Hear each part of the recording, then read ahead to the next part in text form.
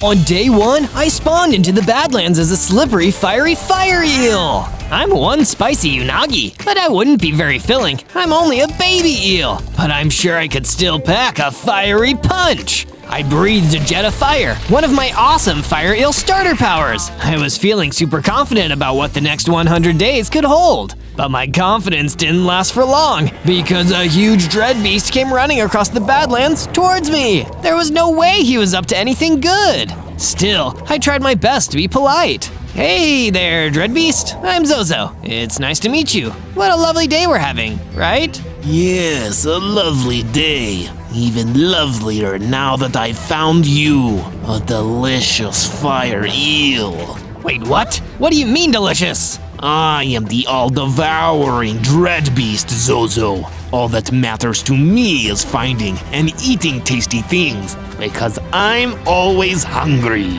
Oh no. And don't even think about slithering away, little eel. I love fast food. But I slithered away anyway, going as fast as I could. There was no way I was going to be devoured by a dread beast on my very first day in the overworld. But I don't think that nasty dread beast is gonna quit either. I need to get strong enough to beat that monster, or I worry I'm gonna spend 100 days preparing to become its lunch. On day 2, I kept slithering until I finally found a place in the Badlands to stop and catch my breath.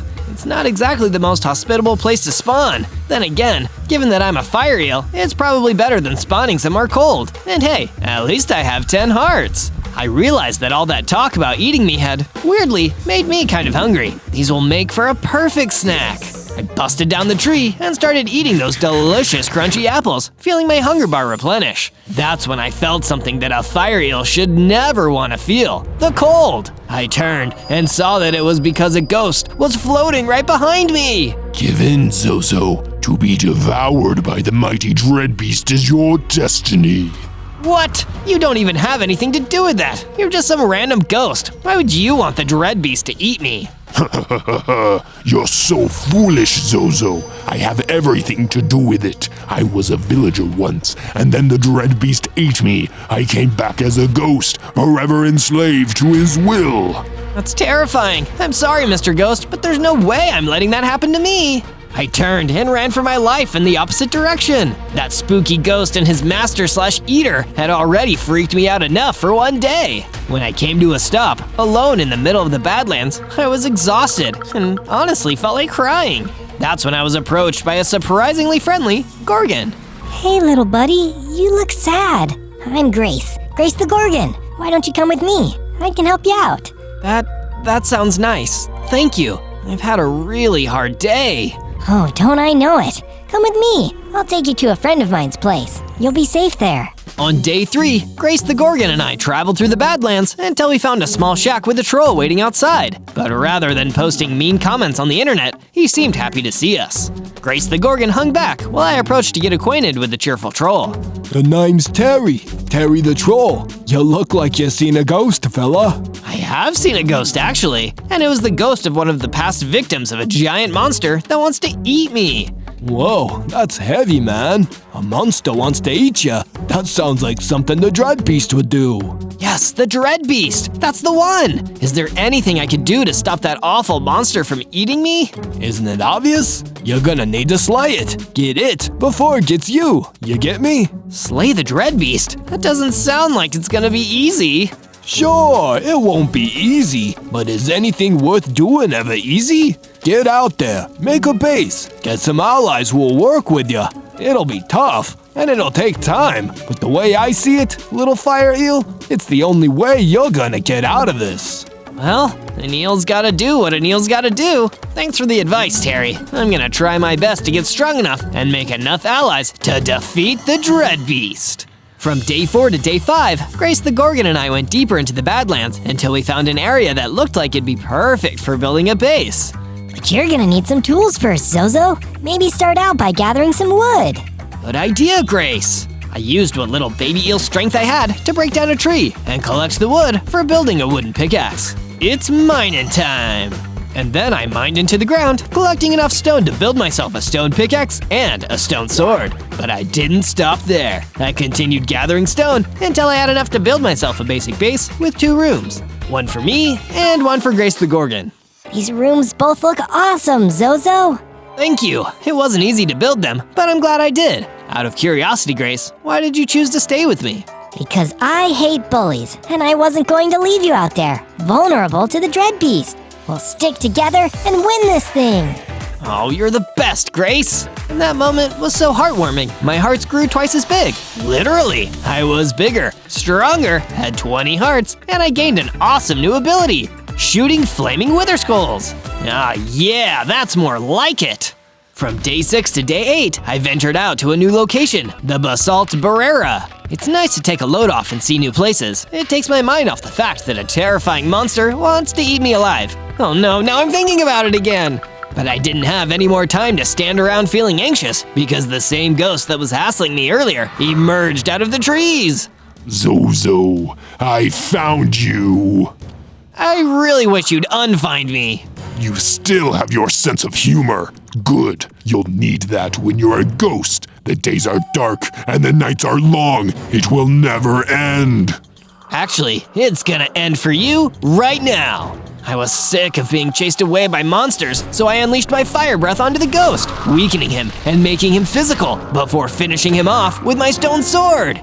Nobody's eating me. I won't allow it. My battle with the ghost must have caught the attention of a Cyclops who was wandering through the Basalt Barrera. He immediately approached me with an offer. Name's Sid the Cyclops. I may not have great depth perception, but I can see a real strength in ya. Think you can do a job for me? I got a local freaky customer who needs attending to. Sure, I'll give it the old Fire Eel try.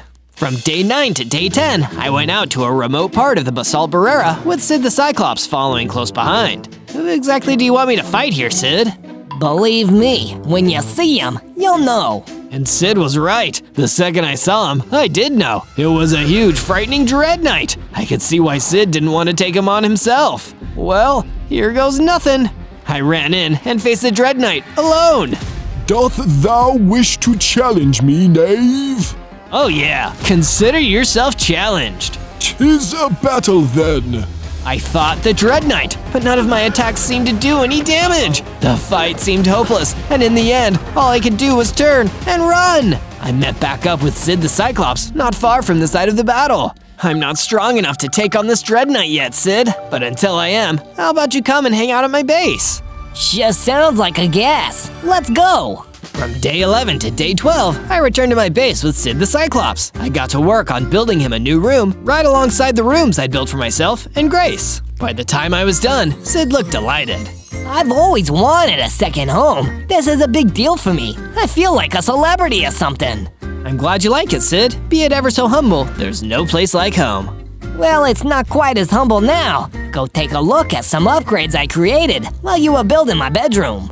I took a look at the upgrades, and I was extremely impressed. He'd built a furnace, which would allow me to smelt ores into ingots for building weapons and armor. And he'd also built a storage room where I could store more weapons and resources. Speaking of resources, I'm hungry. I should probably find a way to keep my food supply sustainable. To that end, I started herding some chickens from the surrounding badlands and created a small farm with some coops to keep them for eggs and chicken.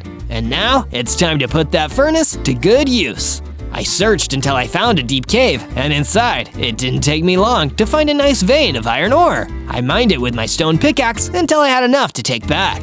I returned to my base and smelted the ore into iron ingots. With the help of a few leftover sticks, I made myself an iron sword and an iron pickaxe. This will give me something to put in the storage room too. From day 13 to day 15, I started feeling antsy, thinking about the fact that the Dread Beast was out there, biding its time, waiting for the right moment to strike.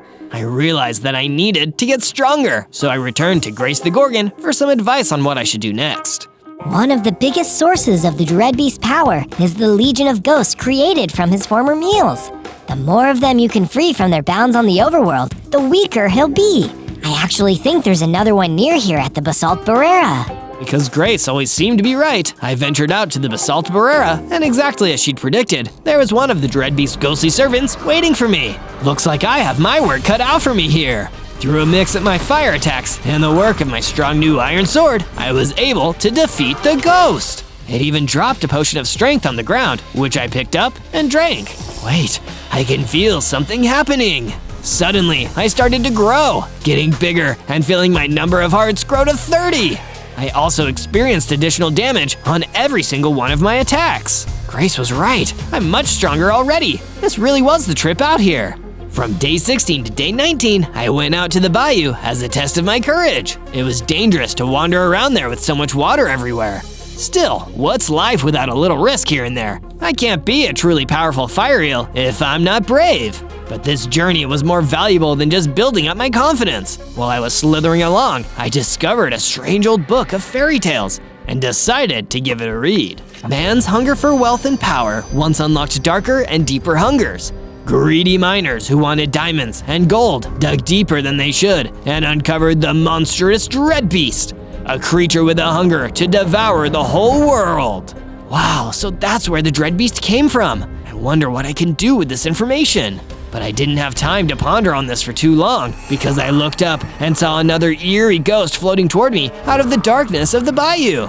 You can't escape, Zozo. I thought I could escape. I was so silly. He ate me like he ate all the others. He'll eat you too, Zozo. He'll eat you too.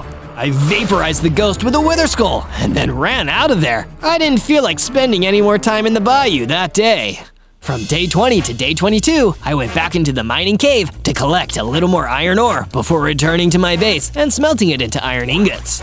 I've got some cool weapons and tools. Now it's time to get myself some awesome armor. I made an iron chestplate, which, admittedly, you couldn't actually see on my Fire Eel body, but would provide me some valuable defensive abilities anyway. I'm stronger than I've ever been, but now it's time to use that strength for good. There's an old score I have to settle. I returned again to the Basalt Pereira with one thing on my mind, finally defeating the Dread Knight. When I found him again, I pulled out my sword and squared up to him. Dost thou return to fight me, you sad little Fire Eel? You cannot destroy that which has already been destroyed. What does that even mean? Once upon a time, I was a knight, a brave and powerful knight. I battled many a monster and believed that I could also slay the dread beast. But I was wrong, terribly, terribly wrong. The dread beast devoured me, and now my soul is bound to his. I'm a shade of my former self.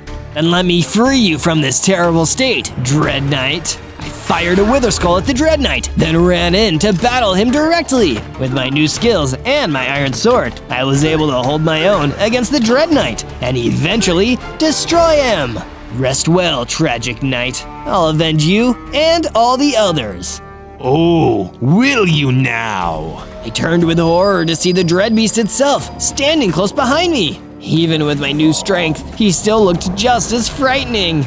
Tasty, tasty little eel. It's almost time, Zozo. I'm getting so hungry I can barely control myself. I didn't want to stick around and see if the Dread Beast could keep a leash on his appetite. Instead, I just turned and ran away as quickly as I could. From day 23 to day 26, I returned to my base to tell Sid the Cyclops that I had managed to defeat the Dread Knight and free him from his torment in the process. Zozo, how did the go, my guy? The Dread Knight won't be bothering you anymore. I don't feel much like celebrating about it though. He was just as much a victim of the Dread Beast as me. He's really, really evil. Evil is as evil does, I guess. What can we do about it? We can help each other. We can fight back. I like where your head's at, kid. But where do we start? Should probably upgrade my gear. If I want to do that, I'd better get mining.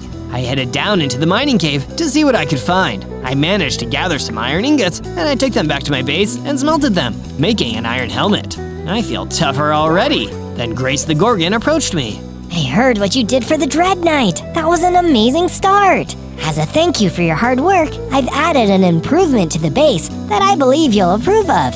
It's a security bunker, a safe place to retreat to in the event of an ambush by the Dread Beast or one of his ghostly army. Awesome, thank you! From day 27 to day 31, I went back out to the bayou, equipped with my new helmet and a renewed sense of purpose. I was a little worried I would run into another ghost, but instead, a big friendly panda came ambling up to me. I heard you're the guy who got rid of that ghost who was terrorizing us out in these parts. Thank you kindly for that. Of course! Are there any more ghosts out here? None that I've seen, but if you're offering help, I sure could use a place to stay. See, that nasty ghost critter tore my house right up. Any chance you've got a spare room? And that room is panda-sized? Sure. Well, I don't have a room for you yet, but I can build one. Let's go back to my base and we'll get you settled in. Thanks. By the way, my name's Patrick. I'm Zozo. You sure are impressive for an eel, Zozo. Well, that's kind of reductive, but thanks anyway. Come on.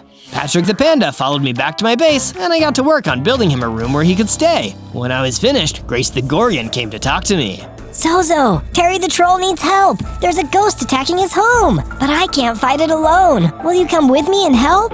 Of course, poor Terry. Let's head on over there right now.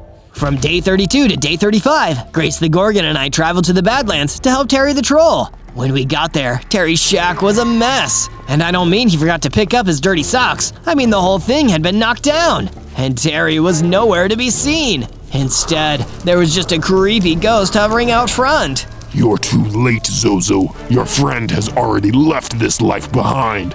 Pity he died this way and not in the jaws of the mighty dread beast. He was not as lucky as you will be. What do you mean? That can't be true! But it is. One way or another, you will join us. I have heard that the dread beast is craving eel pie, and his hunger will soon be sated. No, it won't. You may have taken my friend, but I'll never let you beat me. I shot a wither skull at the ghost and vaporized it. It felt good, but I was still heartbroken about Terry. We can't let Terry's death be in vain, Zozo. I may only be a little fire eel, but as long as I have fire breath in my body, I won't let the dread beast do this to anyone ever again. From day 36 to day 39, I returned to the Basalt Barrera. Now that I got rid of the Dread Knight, this place is pretty peaceful. I'd love to kick back and relax out here. Well, not kick. I don't have feet, but you get the idea.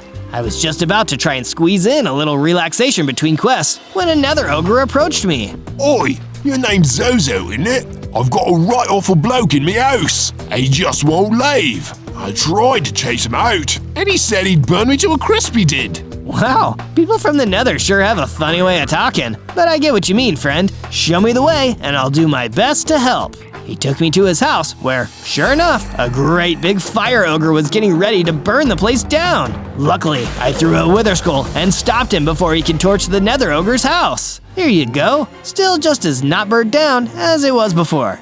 Well, Bob's your uncle. Say, you're that bloke what's looking to get rid of the dread beast? I am. Well, he's only out there in the swamplands, he is. That's good to know. I just won't go there until I'm strong enough to fight and win. From day 40 to day 43, I traveled back home to my base. When I got there, I was surprised to find Sid the Cyclops waiting for me. Hey there, Zozo! While you were out, I built some additional rooms. Oh, that's amazing. I need a room for my friend here. But what made you think of that? Well, I was hoping we could invite more guests to come stay. I know a few guys. It turns out that very guy was Patrick the Panda, who I'd already met. The more the merrier. Here's your new room, Patrick. Holy, it's perfect, Zozo. Say, could you do me one more favor? Could you go to the bayou and get my favorite book? I left it out there, and I've got a hankering for reading. Sure, I'll head over there now. From day 44 to day 49, I traveled to the bayou to look for Patrick the Panda's favorite book. I probably should have asked him what it looked like, or what it was called. Oh well, I'm here now. But I wasn't the only one here. The terrifying dread beast popped out right in front of me. Indeed you are, Zozo. Tasty eel, it's almost my supper time. Once it is, I will feast. And the prophecy foretells that once I eat a fire eel, I will reach my ultimate power and devour all that I see. I'll never let you eat me, especially not after you said all that scary stuff. When the time comes, you will not be able to escape. With that, he disappeared, but I didn't get a chance to wonder where he went. In his place, he left behind a huge, mean-looking blue manticore. Look upon your future, Zozo. If I could not defeat the dread beast, then surely a tiny, insignificant fire eel will not be able to. You will be devoured like the rest. Why still work for him after what he did to you? Fool, there is no choice. Once the dread beast has eaten you, there is no freedom. That's terrible. I could tell he was the toughest opponent I'd faced so far, but if I wanted to save myself and free the blue manticore from the Dreadbeast grip, I was going to have to win! From day 50 to day 53, I continued my fight against the blue manticore. He was even stronger than he looked. I was pretty worried that I might not make it out of this one. Just accept your fate! Never! No one deserves that! I used all of the strength I had and fought as hard as I could. And with the help of my trusty Wither Skull, I finally managed to defeat him. But by the time I did, the Dreadbeast was long gone. I was hoping to find out where exactly his base is. I know it's in a swamp, but where? Just then, I noticed something on the ground. The manticore must have dropped it. I took a closer look, and it was a map with Dreadbeast Clubhouse written on it. This must be where his base is. Once I'm strong enough, I'm going straight there. From day 54 to day 57, I continued my search for Patrick the Panda's book. Finally, I came across a book lying on the ground. I went over to pick it up, but a hell ostrich leapt at me and started attacking. Hey, that's my friend's book. I need it back. The hell ostrich didn't say anything. It just kept attacking me. Okay, we don't have to chat about it, but you just have to let me take the book. With a few well-timed attacks, I was able to defeat the hell ostrich and grab the book. Sure enough, it said Panda's book on it. It also dropped something else, netherite ingots. Maybe I can use these later. I hurried back to my base to find Patrick the Panda. Patrick, I got your book. Thank you, Zozo. I reckon I'll never know how to repay you. You can pay me back with your friendship, and by enjoying that book. I also happen to have heard tell of a magic apple, one that gives anyone who eats it a massive boost of strength. Might be just what you need. I'll keep an eye out for a magic apple then. From day 58 to day 62, I took a look around my base. This place is pretty great, but it could be even better. I wandered over to the chicken farm and had an idea. That's it! I'll expand this area so we can have even more chickens. With all of these new people staying at the base, we'll need lots of eggs. After that, I headed back into the mining cave to look for anything I could use to upgrade my gear. It took a long time, but I managed to find some diamonds. I took them back to my base and used them to craft a set of diamond armor, a diamond pickaxe, and a diamond sword. Wait until the Dreadbeast gets a look at this. Good luck eating all these diamonds. Grace the Gorgon then approached with some more good news. Zozo, come and see what I've done. I've added to the base. This is the party room, where we can all celebrate when you've bested the beast. I know you can do it. Thanks for believing in me, Grace. From day 63 to day 66, I was hanging out at my base, practicing my dance moves in the party room when Sid the Cyclops came to see me. Zozo, I heard that there might be some helpful materials in Birch Forest. Where'd you hear that? Got a tip from my materials guy. It's good enough for your guy, it's good enough for me. I traveled to the Birch Forest and got to work looking for anything useful. As I searched, I spotted a maned wolf stalking her way toward me. Please don't attack me, I'm busy. I wasn't gonna attack you. I was gonna say hi and ask you for a favor if that's okay. I'm Mallory. Nice to meet you, I'm Zozo. What kind of favor? My baby was kidnapped by a silver skeleton. Please help me get it back. Of course, where did you last see him? Let's go. From day 67 to day 70, I followed the maned wolf to another part of the Birch Forest. There, I could see a silver skeleton. Where are you hiding the baby maned wolf? I'll never tell. She's definitely not locked in that building over there. Huh, I tricked you. Time to fight. I didn't give the silver skeleton any more time. I shot a wither skull at the skeleton. He attacked me in return, but my armor kept me from taking too much damage. Then it was time to test out my new diamond sword. I was able to defeat the silver skeleton with only 2 swipes. Then I opened the door to the nearby totally not suspicious building, and there was the baby wolf.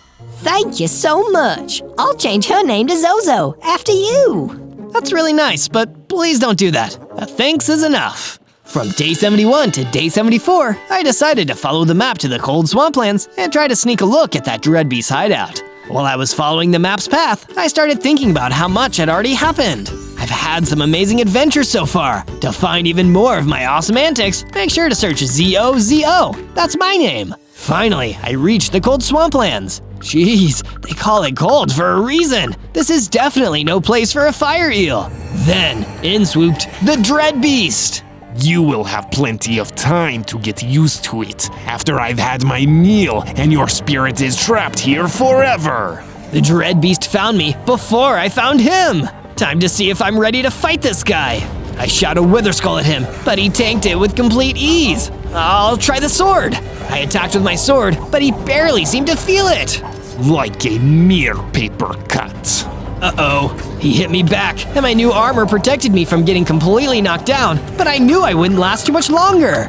I'm not ready to take him on. From day 75 to day 78, I ran all the way back to my base. I wish I could fight him now, but if I do that before I get stronger, I'll lose for sure. I decided to lie down in my room for a while. I want to be a hero, but I'm starting to think that, sadly, I'm only an eel. Grace the Gorgon knocked on my door, interrupting my sad thoughts. Hey, Zozo, I know you're disappointed, but I wanted to show you an addition I've made to our home here. Come and look. I followed her all the way to a new watchtower. Oh, this is pretty cool. Thank you, Grace. I feel better. While Grace and I were admiring the watchtower and all the watching we'd be able to do up there, Patrick joined me. Take a look at what I found. He handed me a magic apple. Hey, this is like the one you told me about. Not just like it, it's the same one. Try it. I ate the apple, and I felt myself growing bigger and more powerful. My hearts increased to 60, and I gained a new attack. I could shoot a fireball. I'll show that Dread Beast what being a Fire Eel is all about. From day 79 to day 84, I traveled back to the cold swamplands. This time, if the Dread Beast ambushes me again, I'll be ready. I didn't spot him anywhere, but I was able to test out my new strength and my fireball on an undead scorpion that tried to sting me. Nice try, but I'm not a little fire eel that people can pick on anymore. I'm a big, strong eel that plays by my own rules. That awesome act of firepower attracted the attention of a friendly polar bear. You sure are. I know what that's like. Well, not the being an eel part. As you can see, I'm a polar bear. Hi. I decided to sit with the polar bear for a little while, and when I finally got up to go, he stopped me for a second. Thanks for the company. Hey, is that netherite? Attach it to your sword, like this. Then he crafted a netherite sword for me. Thank you, this is great! From day 85 to day 89, I said goodbye to the nice polar bear and took my new netherite sword back to my base. When I got there, I saw that someone had destroyed my new watchtower. Hey, Grace worked really hard on that. I looked around for the culprit, and I saw a ghost floating away into the Badlands. Oh, no you don't. I chased after the ghost as fast as I could. As I did, a painted kitty stopped me. Excuse me? Could you point the way to the birch forest? I'm terribly lost. I quickly pointed her in the right direction, then kept running after the ghost. Looks like he's running toward the cold swamplands. From day 90 to day 94, I finally managed to catch up with the ghost. He ran into the Dread Beast's hideout. I stopped just outside. I'm not ready to go in there yet, but I can wait out here and see what happens. The ghost came back out of the hideout like he was looking for me. I got a better look at him and saw that he wasn't just a ghost. He was a huge, tough-looking dread ghoul. My, look who took the bait. It's the main course for the coming feast. I'm so sick of you all saying stuff like that. Then try and stop me, if you dare. I shot a fireball at the dread ghoul, and it barely even fazed him. Uh-oh, he's the toughest minion I've fought yet. From day 95 to day 97, I continued my battle against the dread ghoul. I really need to do my best if I'm gonna win this one. With the help of my new netherite sword, I was finally able to knock the dread ghoul down for good. His helmet fell to the floor, and I grabbed it. It was netherite. This goes great with my sword. Hey, what's this? I spotted a note on the ground. It says the Dread Beast is getting worried about me. He thinks I might be able to destroy him before he can eat me and fulfill the prophecy. This is great news. It means I'm definitely on the right track. I can't back down. I've got to get everything I possibly need before I enter the final battle.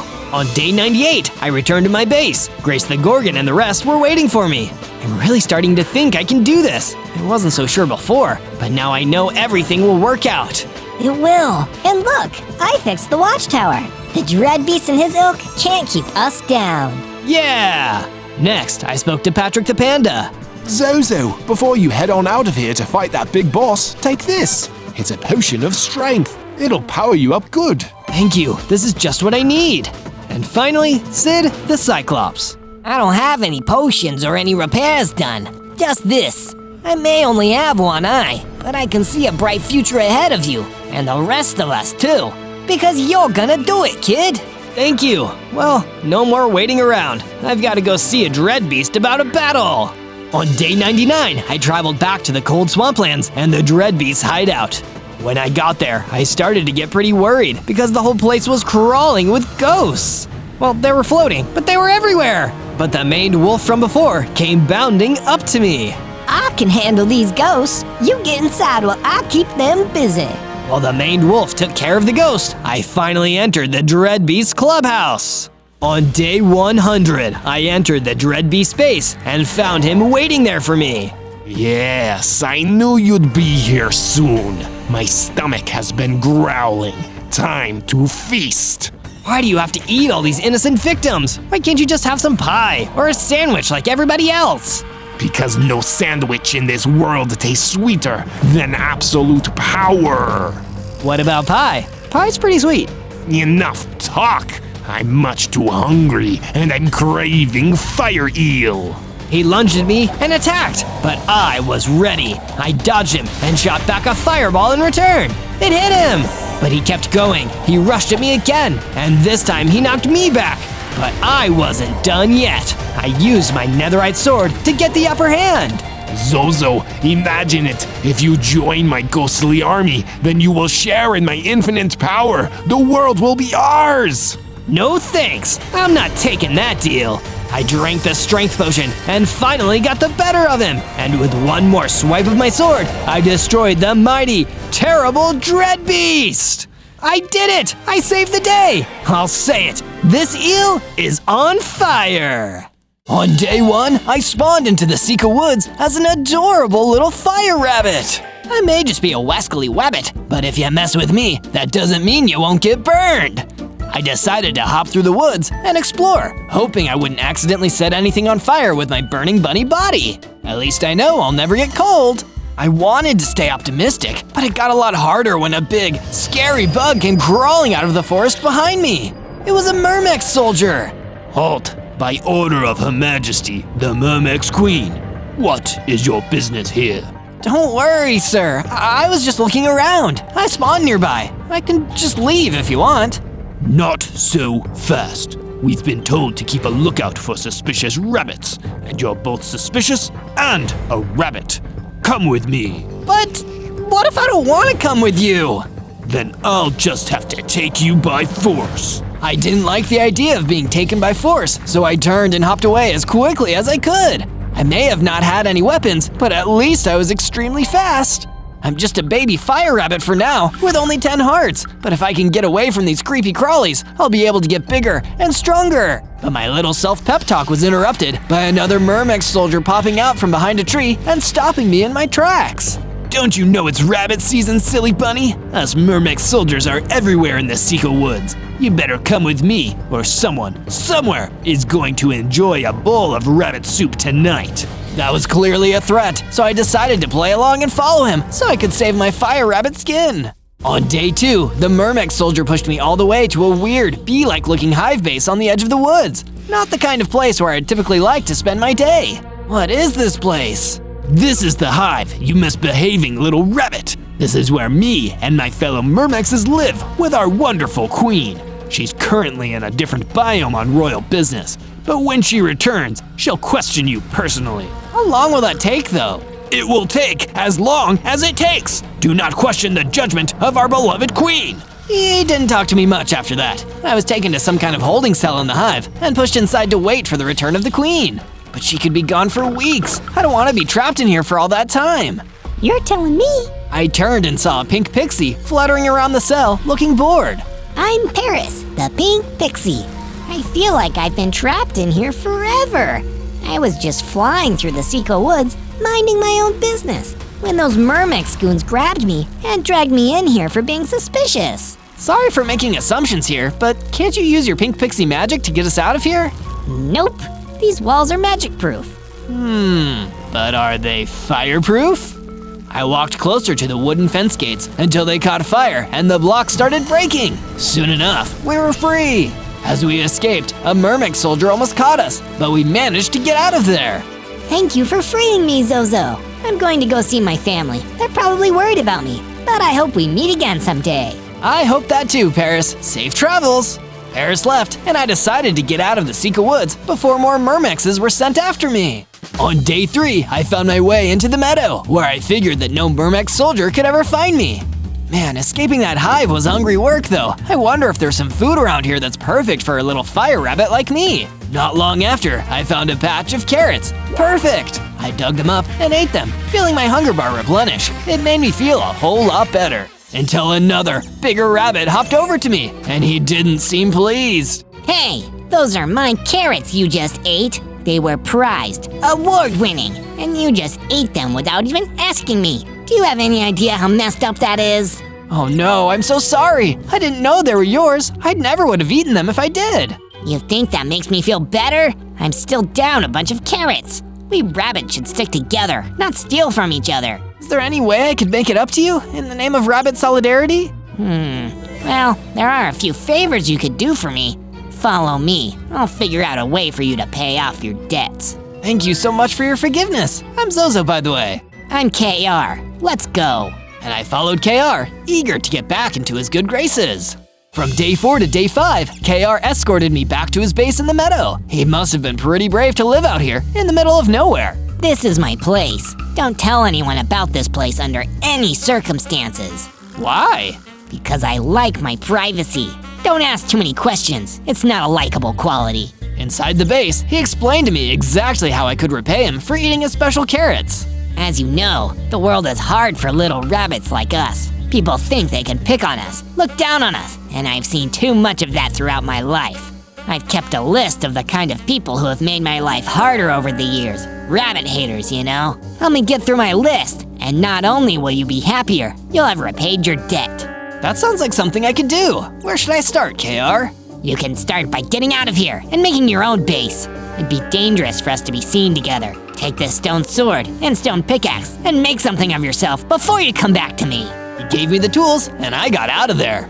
The meadow gave me the creeps, so I decided I'd set up my base in the ebony woods instead. I used the pickaxe to mine some stone. I made myself an axe and cut down some trees for wood. I found a nice clearing in the forest and built myself a basic base where I could at least sleep with a roof over my head for the night. But when I was done building, I got my first unwelcome visitor, one of the mermaic soldiers who had captured me earlier. There you are! I knew you were the killer rabbit, and now I'm gonna put you down. Killer rabbit? What? That's not me. I'm not gonna listen to your lies. Time to battle, you bad bunny. He seemed strong, and as I was, I felt like I couldn't beat him. I summoned up my strength and leveled up. I got bigger, stronger. I now had 20 hearts and a new ability, the Fireball attack. And with one blast of that fireball, the mermaic soldier was gone.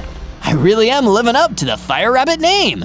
From day 6 to day 8, I was exploring the ebony woods a little further. It was a strange and magical place, made even more magical by a sudden reappearance, Paris the pink pixie. I immediately hopped over to meet her. Hey, Paris, is everything okay?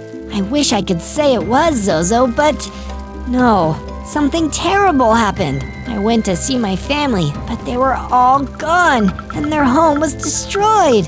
I don't know what I'm going to do. Oh, Paris, that's terrible. Do you want to stay at my base? I can help you in your time of need. Thank you, Zozo, but right now, I need to be alone. We'll speak again soon. Be safe out there. Paris the pink pixie left. I felt terrible for her and started to wonder if maybe the ones who'd destroyed Paris's family were the same ones that KR warned me about. Maybe it was time to begin my quest. I returned to KR's base in the meadow and asked him what I should do first to complete my mission. Your first target is the hairy troll further into the meadow. He's a violent, dangerous individual, so you should take him out with extreme prejudice. Do you think he could have been behind the destruction of the pink pixie family? What? How do you know about that? I know the survivor. There's a strong possibility. But don't ask him about it when you meet him. Just destroy him. He'll try to deceive you. From day 9 to day 10, I followed KR's instructions and went further out into the meadow. Wow, this is vast and empty.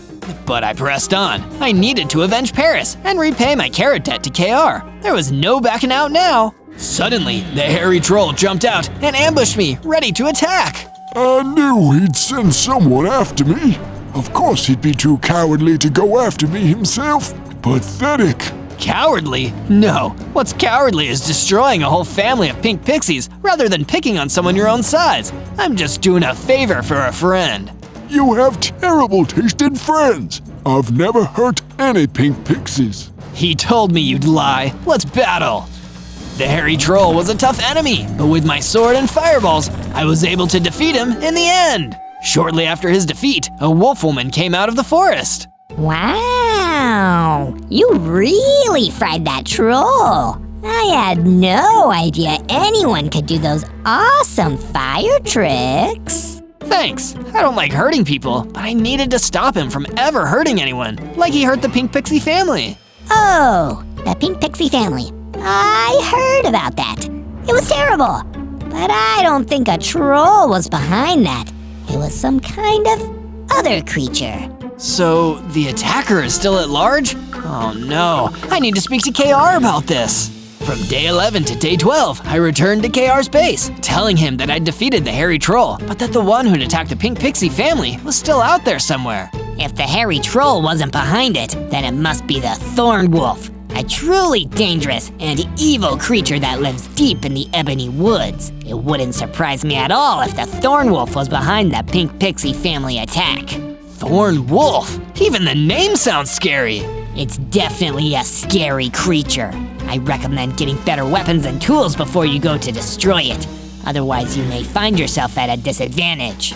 Good idea, KR. I'll get right on it. I found my way to a cave in the meadow and explored until I found some iron ore veins inside. I used some of my spare stone to make a furnace, then mined the iron ore and smelted it into ingots. Now time to do some crafting. I created an iron sword and an iron pickaxe, an iron chestplate, and then left the cave, where I ran into a creeper spider. Oh no! Rather than engaging, I ran away as quickly as I could. The creeper spider exploded behind me, leaving a huge crater in the ground. From day 13 to day 15, I ventured further into the ebony woods than I ever had before, my little fire rabbit heart filled with fear. If the thorn wolf really was as powerful and as dangerous as KR told me, then I could be in real danger even being around here. As I was exploring, I heard a sound behind me, so I turned and saw the thorn wolf. He was right there, and I was totally surprised. I braced myself for an attack, but he didn't attack. Instead, he spoke with a kindly voice. Is everything okay, young rabbit? You seem nervous. Are you the thorn wolf? Oh, yes. It is my duty to patrol the ebony woods and protect the creatures there. So you're not a bad guy? Well, we always try our best, don't we? Stay safe out there, little rabbit. The thorn wolf left, and I was confused. He was nothing like KR told me. Something really wasn't right here, and I needed to speak to KR immediately. From day 16 to day 19, I returned to the meadow to find KR's base, but it was empty, and KR was nowhere to be seen. This is strange. Maybe he's just out there running some errands. I returned to my base, only to find that Paris the pink pixie was there waiting for me. This couldn't have been a good sign. I knew that much. What's wrong, Paris? Zozo, it's an emergency. I know who destroyed my family. Who? It was a creature they call the killer rabbit. It's one of the most dangerous things in the overworld. Killer rabbit? KR. Oh no! And just like that, it all came together. KR was the killer rabbit, and he was behind everything. That meant I needed to get back to the thorn wolf as quickly as possible. He was in terrible danger. And I was right, and I didn't realize it soon enough. When I was there, Thorn Wolf was already gone, and only the killer rabbit remained. I wondered how long it'd take you to figure it out. Oh well, you were at least a good tool for a while, even if you're useless to me now. I don't get it. Why were you using me like that? I needed a fall rabbit, someone to take the heat for me. And who's better at taking heat than a fire rabbit? Besides, you really did eat my carrots, and I couldn't let that fly, could I? You may have used me, killer rabbit, but now I'm gonna take you down. I fired a fireball at him, and it seemingly had no effect. And when he hit me, it was like being hit by a train. Everything went dark, and I was gone. From day 20 to day 22, I woke up, and the killer rabbit was gone. Instead, a mysterious figure was standing next to me, a large hippogriff. Do you work for or with the killer rabbit? Answer quickly. No, I only ever worked with him when he was tricking me. Now I know who he truly is. I'm 100% against him. Good, then we have a common enemy. I am Laharl the Hippogriff, and I was a friend of the Thorn Wolf. We were defenders of the people, guardians of the forest. But now he's gone, and only I remain. You're not alone. I want to be better. I'm Zozo. Let me become a guardian of the forest too. We're going to defeat the killer rabbit together. Come to my base with me, and we'll start to plan. Agreed. We will defeat that monstrous creature and keep the people of the forest safe forevermore. I went into the forest with a Laharl, and we gathered enough stone and wood to construct a new house for him to stay in. Together, we'd be stronger than we'd ever been before. From day 23 to day 26, I was hopping back through the Sika Woods where I first spawned when I saw the pink glow of Paris the Pixie. Predictably, Paris the Pixie was in peril perpetuated by a pestering pursuer. Excuse me, so much alliteration. Zozo, is that you? Help! This wind serpent is trying to blow me away! The wind serpent did indeed look fierce, but even a gust of wind will only fan the flames of this fire rabbit. I hopped forward and hit the wind serpent with a fireball. The slithering mob stopped chasing Paris and started to fly towards me. We battled it out in melee, and I was able to bring it down with my sword. Somehow I knew I could count on you, Zozo. I'm just glad you still trust me. I attacked all the wrong people because of KR, and I let that menace run free all the while. That killer rabbit gives our kind a bad name. You weren't the only one fooled by his goody-good act. Don't worry, Zozo. I know that you're out here trying to do the right thing. Doing the best that I can, and I'll work with anyone else who is willing to help me take that lying killer down. Count me in. My family got hurt because of his wicked ways. He won't be getting away with that. Thanks, Paris. From day 27 to day 31, I found a flock of sheep wandering through the woods. They looked really tired, like they had been walking for several days. I hopped over to see what was going on, and soon found out what had happened. These sheep were friends of the Thorn Wolf from the Ebony Woods, and since he was gone, they'd been looking for a new protector to save them from the killer rabbit. You'll be safe at my base, sheep. Not only is it back where you used to live, but I'll be your protector now. When I got back to my base in the Ebony Woods, I helped the sheep settle in and then went to go see how Laharl was holding up. Welcome back, Zozo. I made the base cooler by adding some rad banners. Wow, awesome work, Laharl. All the buildings of the base now had awesome rabbit banners on them, which suited me just fine. Meanwhile, over at the real killer rabbit's base, not the pretend base over in the meadow, he was now in the process of maniacally planning his next wicked plot from his evil lair. Now, there may be a few people around who know that I'm the killer rabbit, but I think we can arrange some accidents for those individuals. What say you, my fine warden dragon friend? If there's anyone who is good at causing accidents, it's me. They might as well call me Daisy. First name Oopsie, full name Oopsie Daisy. You just had an accident of the you're not gonna be around anymore kind. We're really gonna need to work on your threatening lines there, Oopsie. It's difficult. My evil boss is a rabbit. Sorry, boss. You better wise up. I'm not just any rabbit. I'm a killer rabbit. From day 32 to day 35, I remembered that one of the Myrmex soldiers that I had encountered said that they had been looking for suspicious rabbits. So I made the choice to go and seek out the hive of the Myrmex queen. It might be a rabbit, but I know what suspicious one they might be looking for. If I tell them who the killer rabbit is, maybe all the other rabbits will stop being captured like I was. I made it to the hive and found that it was guarded by Myrmex soldiers. I guess I should have expected that. Halt and stay halted. I'm not halting. I'm here to see the queen. Like we'd fall for that one, rabbit. The Myrmex soldier tried to fight me, but I dodged his attacks. I didn't want to hurt anybody while I was trying to make an alliance, so I shot a fireball away from them to let them know who I was. Look, I'm not the rabbit you're looking for. I've got fire powers. Fire powers? But that means you're the one who broke out of the cell. That is true, but only because I shouldn't have been there in the first place. I know which rabbit really did the crimes, so he should be the one who does the time. Okay, we still have questions, but that rhyme convinced us to take you to the queen. Yes, don't be mean. Let me see the queen.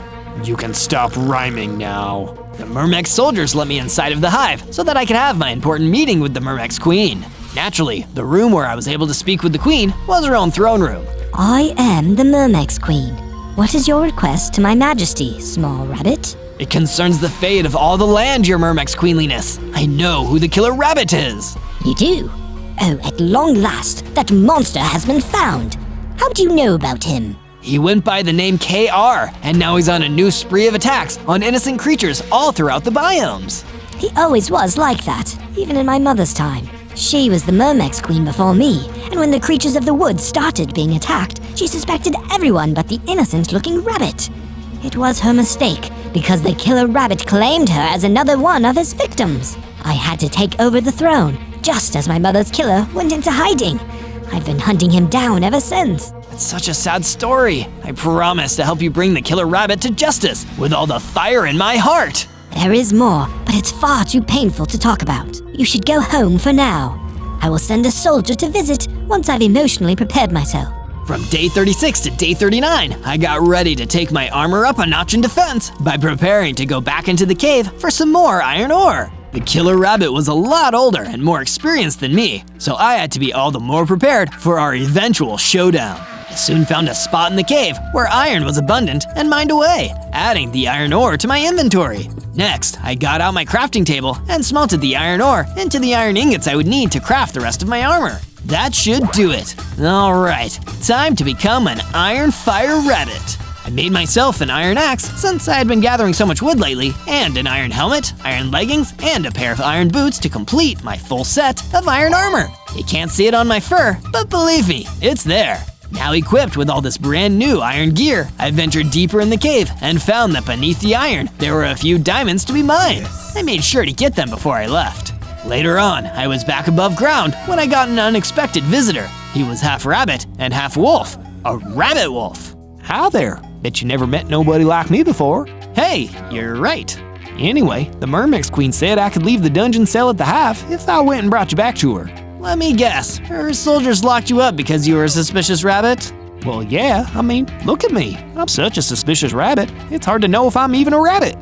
Anyway, you should go meet the Mermex Queen over in the Ebony Woods. From day 40 to day 43, I went to meet the Mermex Queen over in the Ebony Woods. Your queenliness, I am excited to work together and solve these crimes. I knew the rabbit wolf wouldn't fail to bring you here. If you ever see him again, make sure to thank him for me. I certainly will. So, are you ready to tell me more about the killer rabbit and his previous rampage? Yes, it's time you knew everything about what happened with him. Even though we had met in a secret location and were trying to keep our conversation quiet, Oopsie Daisy the Warden Dragon had super powerful hearing and was able to pick up on our voices from another part of the woods. Oopsie daisy, time for an accident to happen. On purpose. He barged into the clearing and fired a sonic laser blast at me, which did many hearts of damage. Hey, what's the big idea? Nothing. I just happened to be totally unintentionally getting rid of two people who know who the killer rabbit is. By accident. Aha! Now I know who you work for. You just said it was the killer rabbit. Ah, darn it. I actually didn't mean to do that. Oh well, I'll just make you disappear. Then nobody will know. He fired another sonic blast my way, which I almost avoided. I countered with a fireball that didn't seem to do much. I looked around for the Mermex Queen and saw that she had escaped while I had been talking to the Warden Dragon. Yeah, I should probably do the same thing. I ran off into the woods, trying to go a different direction so that the Warden Dragon wouldn't know who to follow. From day 44 to day 49, I had gotten away from the Warden Dragon and safely arrived back at my base. I never expected the Mermex Queen to be there as well, waiting to continue our conversation from where we left off. I was happy to see that she was okay and could fend for herself, even without her soldiers. I guess the killer rabbit knows we both know about him. That's why he sent that Warden Dragon to destroy us. Perhaps he needs to rely on his henchmen now, because he isn't as strong as he used to be. You mean that he used to be stronger? He totally demolished me the last time we fought. Well, he still is the killer rabbit, but he used to carry around a secret rare battle axe that made it really easy for him to make anyone he wanted disappear forever. He was a killer rabbit with a killer battle axe? That's so scary. How did you stop him? I didn't. A mysterious mob known as a Crimson Phantom laid a curse upon the battle axe so that the killer rabbit could never use it again. I know. Maybe if we find this battle axe, we could use it against him. Didn't stop the killer rabbit from being evil, but it did weaken him. Then I'm off to the meadow. That's good thinking, Zozo. I heard that the battle axe was crafted deep down in the depths of the meadow. You can find some clues about it there. From day 50 to day 53, I delved all the way to the end of the meadow in order to find out more information about who crafted the battle axe that the killer rabbit used in his previous reign of terror. After a lot of searching, I came across an abandoned workshop that looked like it was once used for smithing weapons. This must be the place, I reckon. I found a book near the crafting table that was titled Axe Maker's Notes and opened it up to read the words inside. I have made a lot of axes out of a lot of different materials in my day, and boy do I love doing it. It's my favorite thing to do in the whole wide world. In fact, it's the only thing I do. I'm the axe maker after all. But this latest axe, it's not like the other ones. It's got an evil aura around it, like it's too sharp and too scary just to be used on trees. This axe seems like it could kill someone. It's a killer axe. I better get rid of it before someone uses it for evil. Oh wait, what's that? Someone is coming.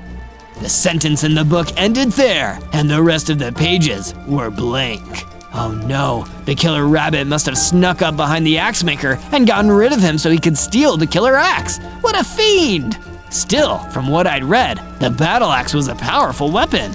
It must be able to hurt the killer rabbit if he was willing to do so much to get it. I looked around for more clues, but couldn't find any, so I gave up and started to head back to my base.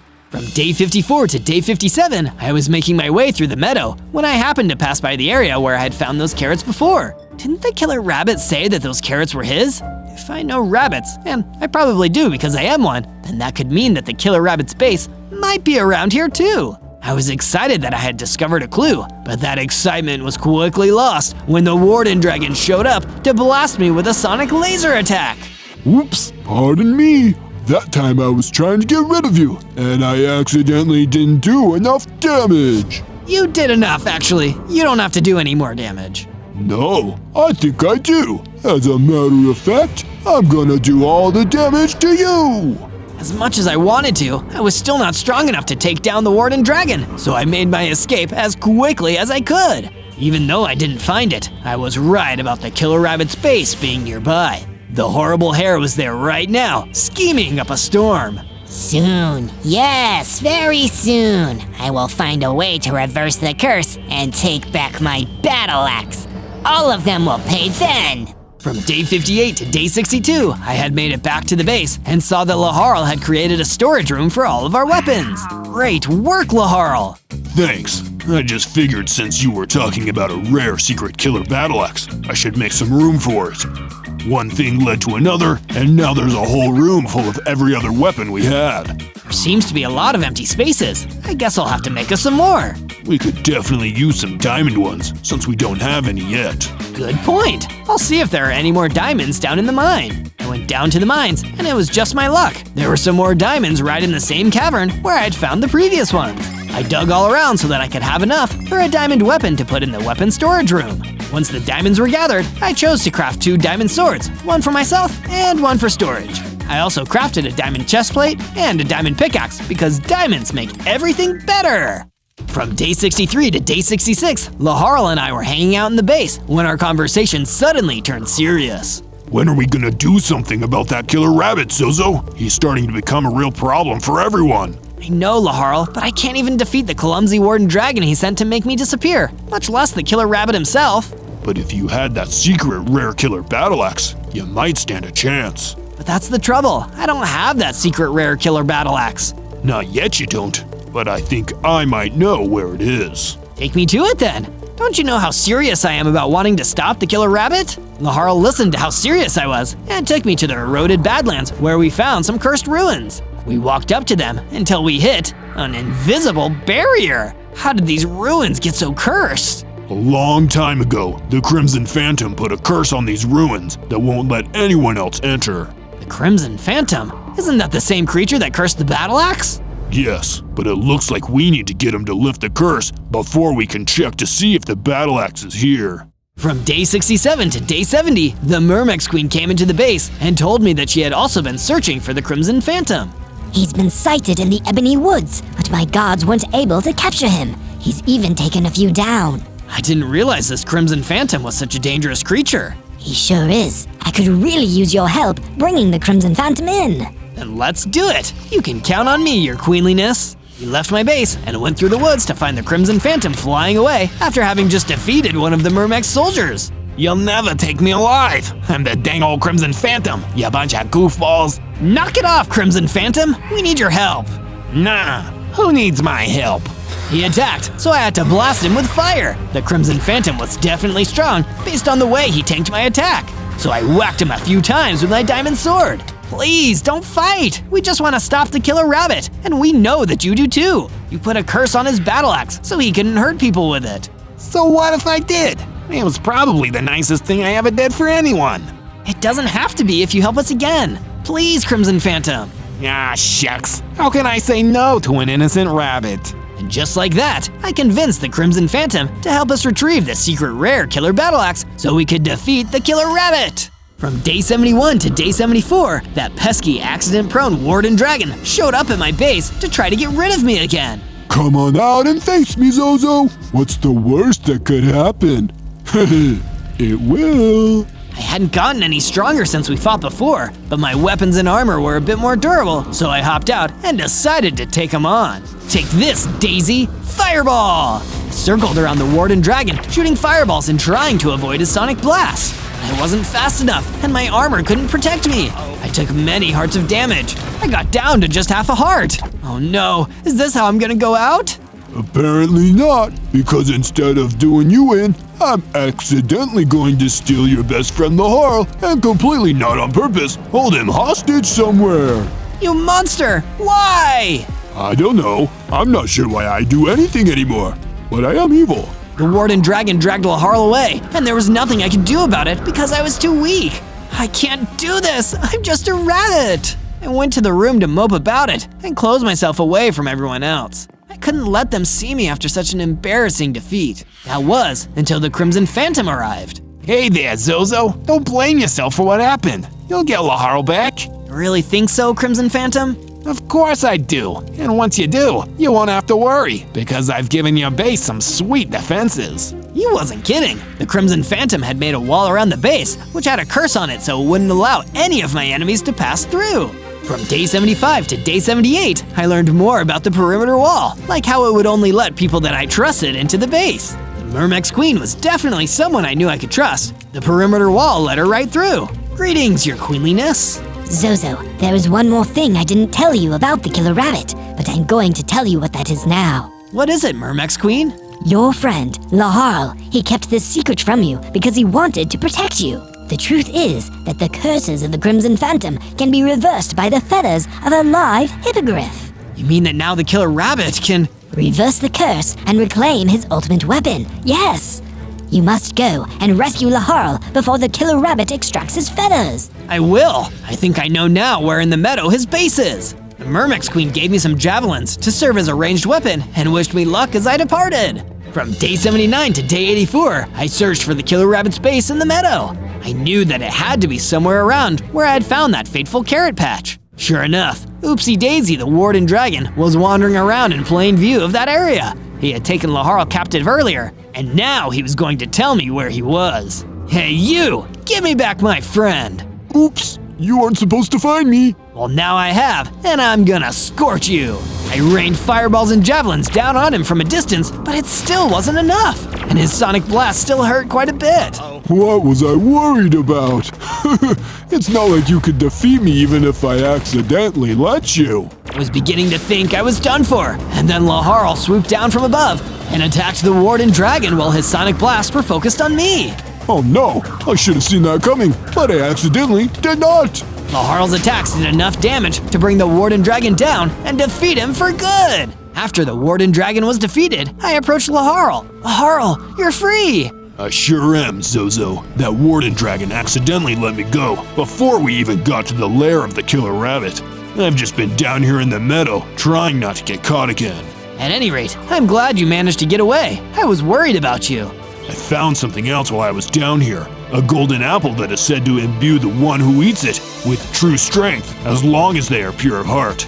It's yours now, Zozo. Gee, thanks! I'm starving! I ate the golden apple and could feel myself transform. I must have been pure of heart because I grew into a supersized fire rabbit and had a grand total of 60 hearts. My jump was given a big boost too, allowing me to reach higher heights than ever before. From day 85 to day 89, Laharl and I went back to the base, where things were once again becoming super ultra serious all of a sudden. Zozo, it is time. I'm gonna take you back to the eroded Badlands so we can get that battle axe. But how are we going to bypass the curse? Oh wait, aren't your feathers the way to do it? Yes, my feathers can make a magic key that will let you get through. I held off on telling you until I was sure that you were pure of heart. But now that I know you are, and that you won't become another killer rabbit once you get the battle axe, I can give you the key. Laharl gave me a bunch of his hippogriff feathers, and I crafted them into a key. Use the key at the ruin. It'll be like I am with you. I did as my good friend Laharl said, and traveled back to the cursed ruins in the eroded Badlands. With the magic key, I was able to bypass the curse and enter the ruins.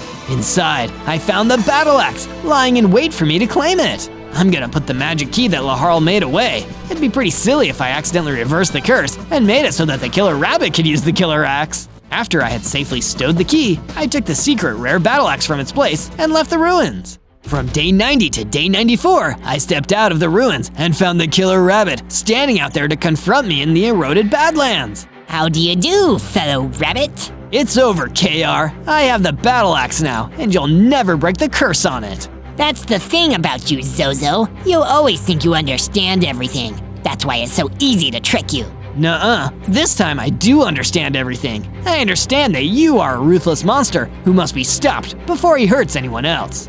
But think of what we could accomplish if you joined me. Nobody would disrespect us bunnies anymore. We would be the top of the woods. I'll never join you, killer rabbit. Suit yourself. By the way, I accidentally picked up some feathers that your hippogriff friend Laharl dropped down in the meadow. That's not good. The killer rabbit leaped forth and wrestled with me for the axe. I was a strong rabbit, but he was still stronger. And before I could stop him, he reversed the curse on the axe and took it back. No, you tricked me. I thought I understood, but I didn't. You're too naive. Now wallow here in this sand pit. He jumped on the sand I was sitting on, and the impact of his landing made the sand collapse, so I fell into a deep hole. From day 95 to day 97, I used my boosted jumps to slowly but surely make my way back up to the surface of the eroded Badlands. There was no time to lose. Now that the killer rabbit had the super secret rare killer battle axe, he was going to go on his biggest spree of attacks yet. And I know who he's gonna go after first. I rushed back to the Sika Woods and entered the hive of the Mermex Queen. Her soldiers were destroyed, and that wasn't even the worst part. In her throne room, the Mermex Queen was dying after having just been attacked by the killer rabbit and his killer axe. No, your queenliness! Zozo, so you made it. I'm so sorry. I tried to stop him, but he tricked me once again. And now he's wiped out your entire hive. Do not worry. As long as there is a Mermex Queen, the hive will be able to replenish itself. What you must do now is get the battle axe away from him at all costs. I'll do it. Even if I have to risk everything, I will do it. In a few days, my final egg will hatch and become the new queen. You need to protect her for me. I will, your queenliness. She passed on, leaving me behind in a world that I must save. On day 98, I returned to my base in the Ebony Woods and found that the perimeter wall and the rest of the base was destroyed. Laharl was there, but nobody else had survived the attack. He came for the Crimson Phantom, Zozo, to make sure that he was never cursed again. Now the battle axe is his forever. Don't say that, Laharl. I know that you and I get serious sometimes, but we always keep on trying to make things better. The only reason he left me alive is in case anyone else cursed the axe, so that I could reverse it. So that killer rabbit only spared you for his own reasons. That makes me so mad. He'll probably fool you again if you give in to your emotions. Well, my emotions are pure right now, and every spark of fire in my being demands justice. Then what the heck? Go get that battle axe. You're strong enough now. I can feel it. Laharl cheered me on as I marched off through the woods. On day 99, I arrived in the meadow with a burning passion in my heart. I was ready to take down that killer rabbit with all my strength and all of my fire. Once I was inside his base, I came face to face with my nemesis once more. You never learn, do you, Zozo? Like fire, you think you're bright, but when it rains, you go out. The only reign I see now is your reign of terror, and it ends here. A clever use of two words that sound alike, but you've forgotten already that I have the killer axe. Actually, it is you who has forgotten. That battle axe was accidentally forged to be evil, but it was touched by a hero who was pure of heart. I jumped at him, and once more, we wrestled with the axe. This time, I managed to get it away from him and ran out of his base. The secret to the battle axe that I was finally able to understand was that it was cursed twice. Once I was back home, I used some more of Laharl's feathers I found in his base to undo the first curse that happened when it was made, turning it into a weapon of pure goodness and justice. Now, no evildoer could ever wield it. Only I could wield the battle axe. On day 100, I returned to the meadow with the new and improved super justified hero axe and faced off against the killer rabbit. Why did you come back? I might have let you live for a while. I had to. There's a whole world out there that needs to be protected from rotten rabbits like you. There is a young Mermex queen who will hatch today. There is a hippogriff who is my best friend. For them, for everyone, my fires of good will burn out your evil. A killer rabbit hopped at me, but with the battle axe in my hand, my attacks were strong enough to take his hearts away. Curse you, Zozo! Haven't you got it yet? I can't be cursed. I blasted him with fireball after fireball, and then swung the battle axe down on him, ending the fight. There is a new rabbit in this land, and he's a protector rabbit. On day 1, I spawned into the alien fields as a Charmander. Oh wow, I'm a fire-type Pokemon. This is awesome. I wonder if I can collect enough XP to evolve into a Charizard. But before I knew it, something wet hit me in the face. It was some kind of water blast, so strong that it felt like it was shot out of a cannon. This could only mean one thing. I turned around and saw a big, powerful Blastoise laughing at me from a treetop. I knew I'd find a fire type around here somewhere. You'll make perfect target practice. Wait, so you're the one who hit me with that water blast? Why? I don't even know you. You don't need to know me, and I don't need to know you. You're a fire type, and I'm a water type. We're opposites, and that's why we should be natural enemies. That doesn't make any sense. Why can't we be friends just because we're different types? No, I think being enemies is way more fun. Now run away before I drown you in water blasts. And then he started blasting at me, so all I could do was turn and run away as fast as I could before his water blast could do too much damage to me. That guy has some really scary beliefs. There's gotta be some way I can stop his ideas from spreading before everyone hates each other. On day 2, I traveled away from my spawn point through the alien fields in search of experience points. With only 10 hearts, I wouldn't be winning any Pokemon championships. I'm also one hungry Charmander. Better find some food. I did some scrounging around the trees and managed to get some apples to refill my hunger bar. I do like them apples. Shortly after my meal, I was approached by a group of Squirtles, water-type turtle Pokemon that evolve into Blastoise. Hey, fire type! You aren't welcome around these parts. If you don't get lost, we'll spray you with water. Oh no, all of you must be listening to the hateful words of that narrow-minded old Blastoise. Don't diss Blastoise! We're the Squirtle Squad, and we make sure everyone knows that water types are the best. Why are you being so mean? All I was doing was eating apples. Doesn't matter what you were doing. You're not the same type as us, so you're our enemy. Get 'em, boys! The Squirtles attacked all together, and I started losing hearts. I couldn't even fight back because they outnumbered me. Just then, I heard a voice from nearby. Hey, Squirtle Squad, leave him alone. It was a Bulbasaur, a grass-type Pokemon known for having a sprouted plant on its back. No, a grass type! We're afraid of those because they're strong against us! The Squirtles ran away, leaving me hurt but alive, with half a heart remaining. I turned to the Bulbasaur and expressed my gratitude. Thank you for saving me. Those guys were going to tear me apart just for being a fire type. You don't have to worry about that from me, new Charmander friend. Follow me. There's someone you should meet. On day 3, Bulbasaur led me to a campfire where another fire type, a Flareon, was waiting. Boy, am I happy to see another fire type. No offense, Bulbasaur. You've been through a lot, so I forgive you. How about you go talk to Flareon? I listened to Bulbasaur and approached the campfire. Flareon greeted me with a nod, and I told him everything about what had happened to me because of Blastoise and his Squirtle Squad. That Blastoise is fully evolved.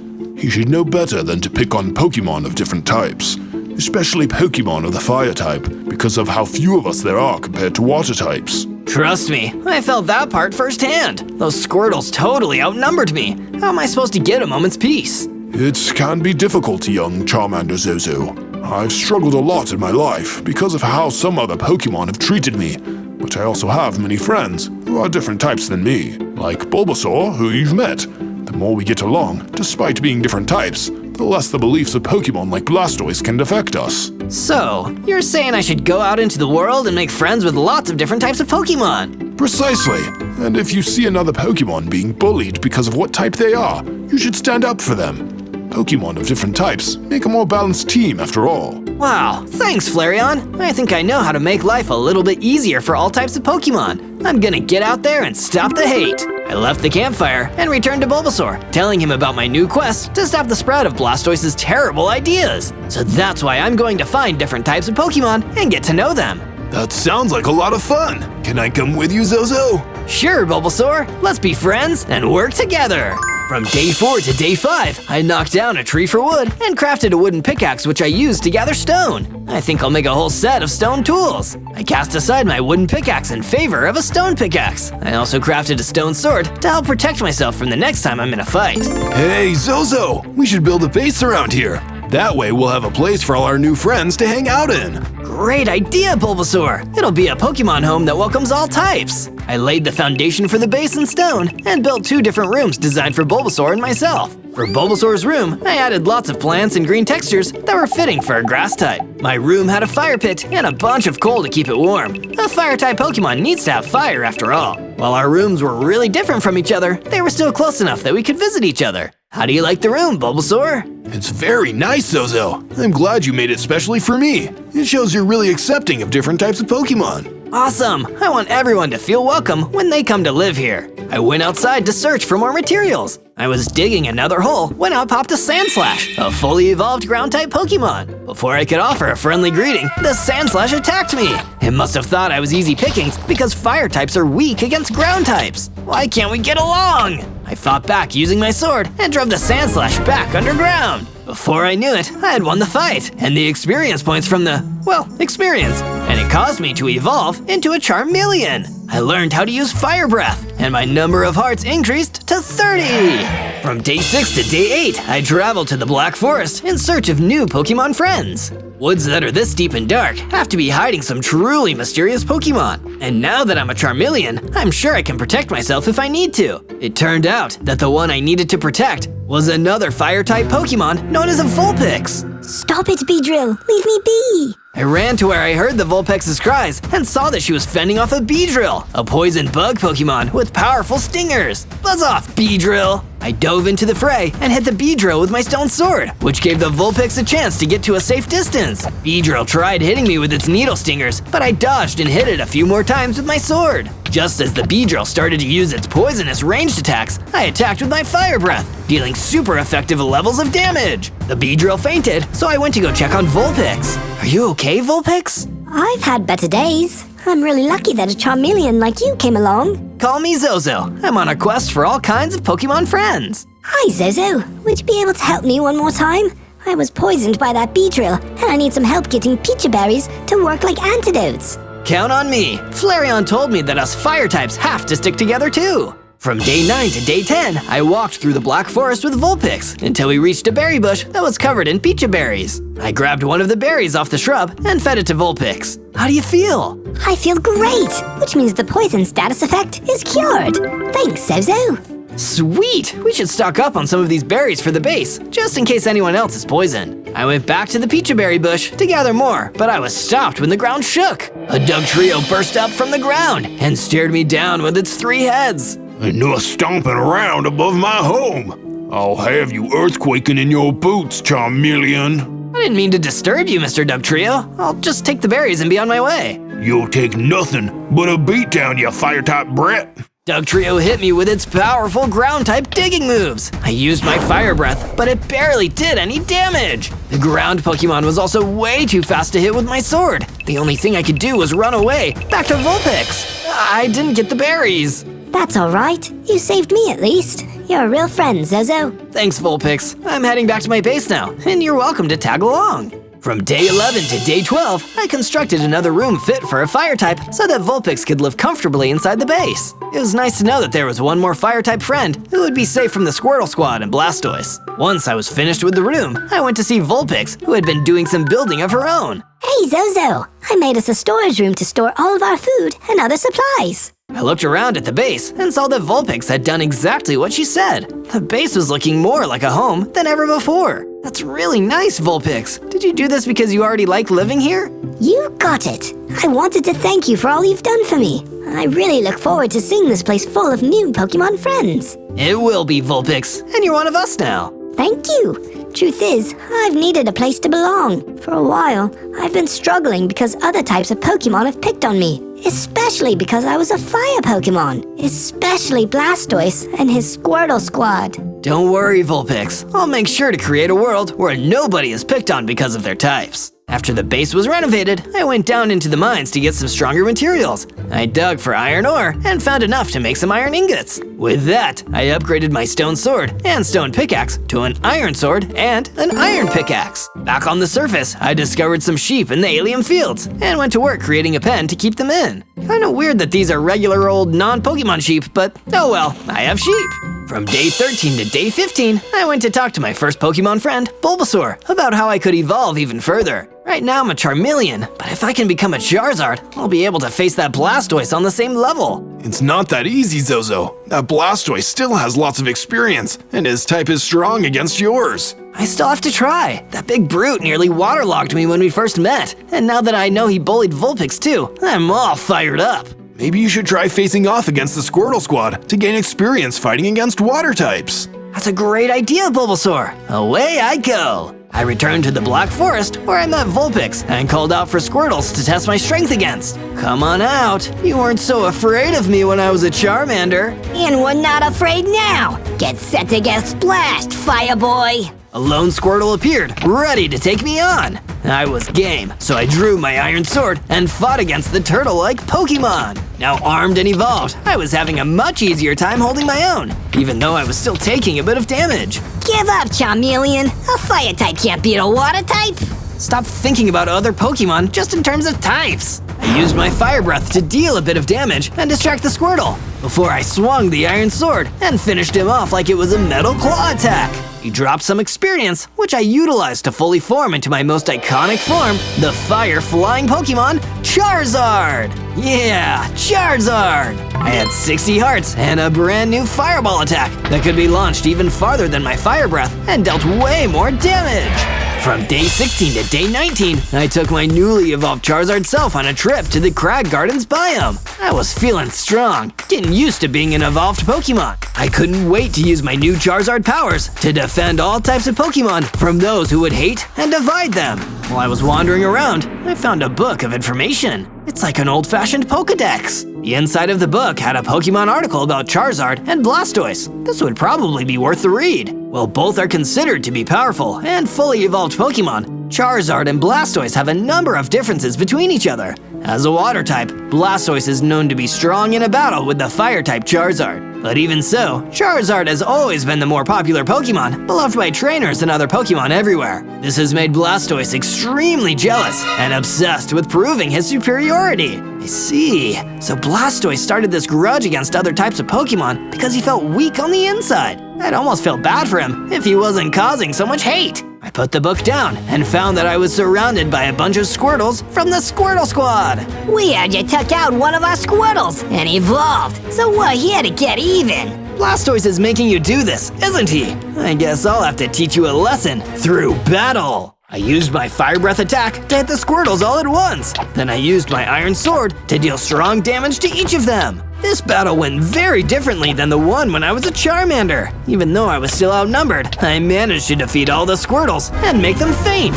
Oh yeah, I'm strong enough to protect myself now. From day 20 to day 22, I gathered more iron from the mines so I could craft my first piece of iron armor, and decided to take the iron ingots I made from the iron ore and create an iron chestplate. Now I could have defenses where it counts. Now, for the true test of my fully evolved power, I'm gonna go see if I can defeat that mean Doug trio in the Black Forest. I went to the same bush where the Pecha berries were and waited for that wild Doug trio to appear, and soon he did. Hey, aren't you that Charmeleon?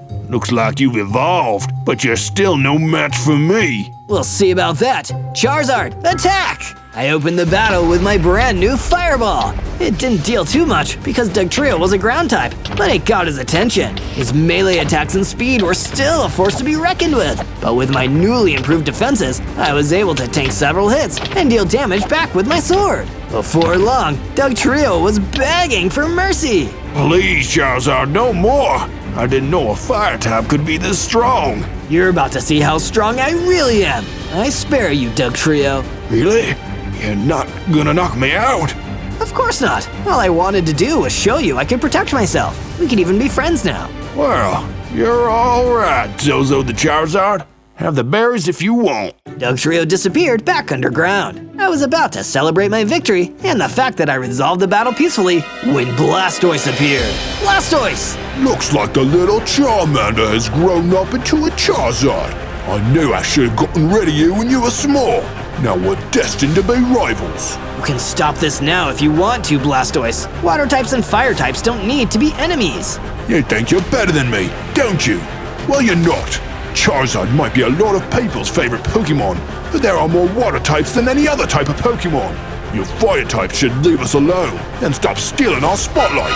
Then Blastoise stomped away, furiously. We didn't end up fighting this time, but unless he let go of his hatred towards fire types, someday we would have to. From day 23 to day 26, I returned to base with several bushels of Picha berries, which I planted outside the base so that any Pokemon living here could cure poison status effects. Vulpix was very happy since it was her who had trouble getting the berries when she was poisoned. Now that you're a Charizard, it seems like there's a chance for things to get better for fire types. It'll take a lot more than me to make the world a place where all Pokemon can live in harmony, but I'll keep on doing my best. And part of doing my best was adding to my suit of iron armor. So I went back to the caverns and mined until I had enough iron material to craft myself an iron helmet and iron boots. With all this iron I'm wearing, I'm practically a steel type.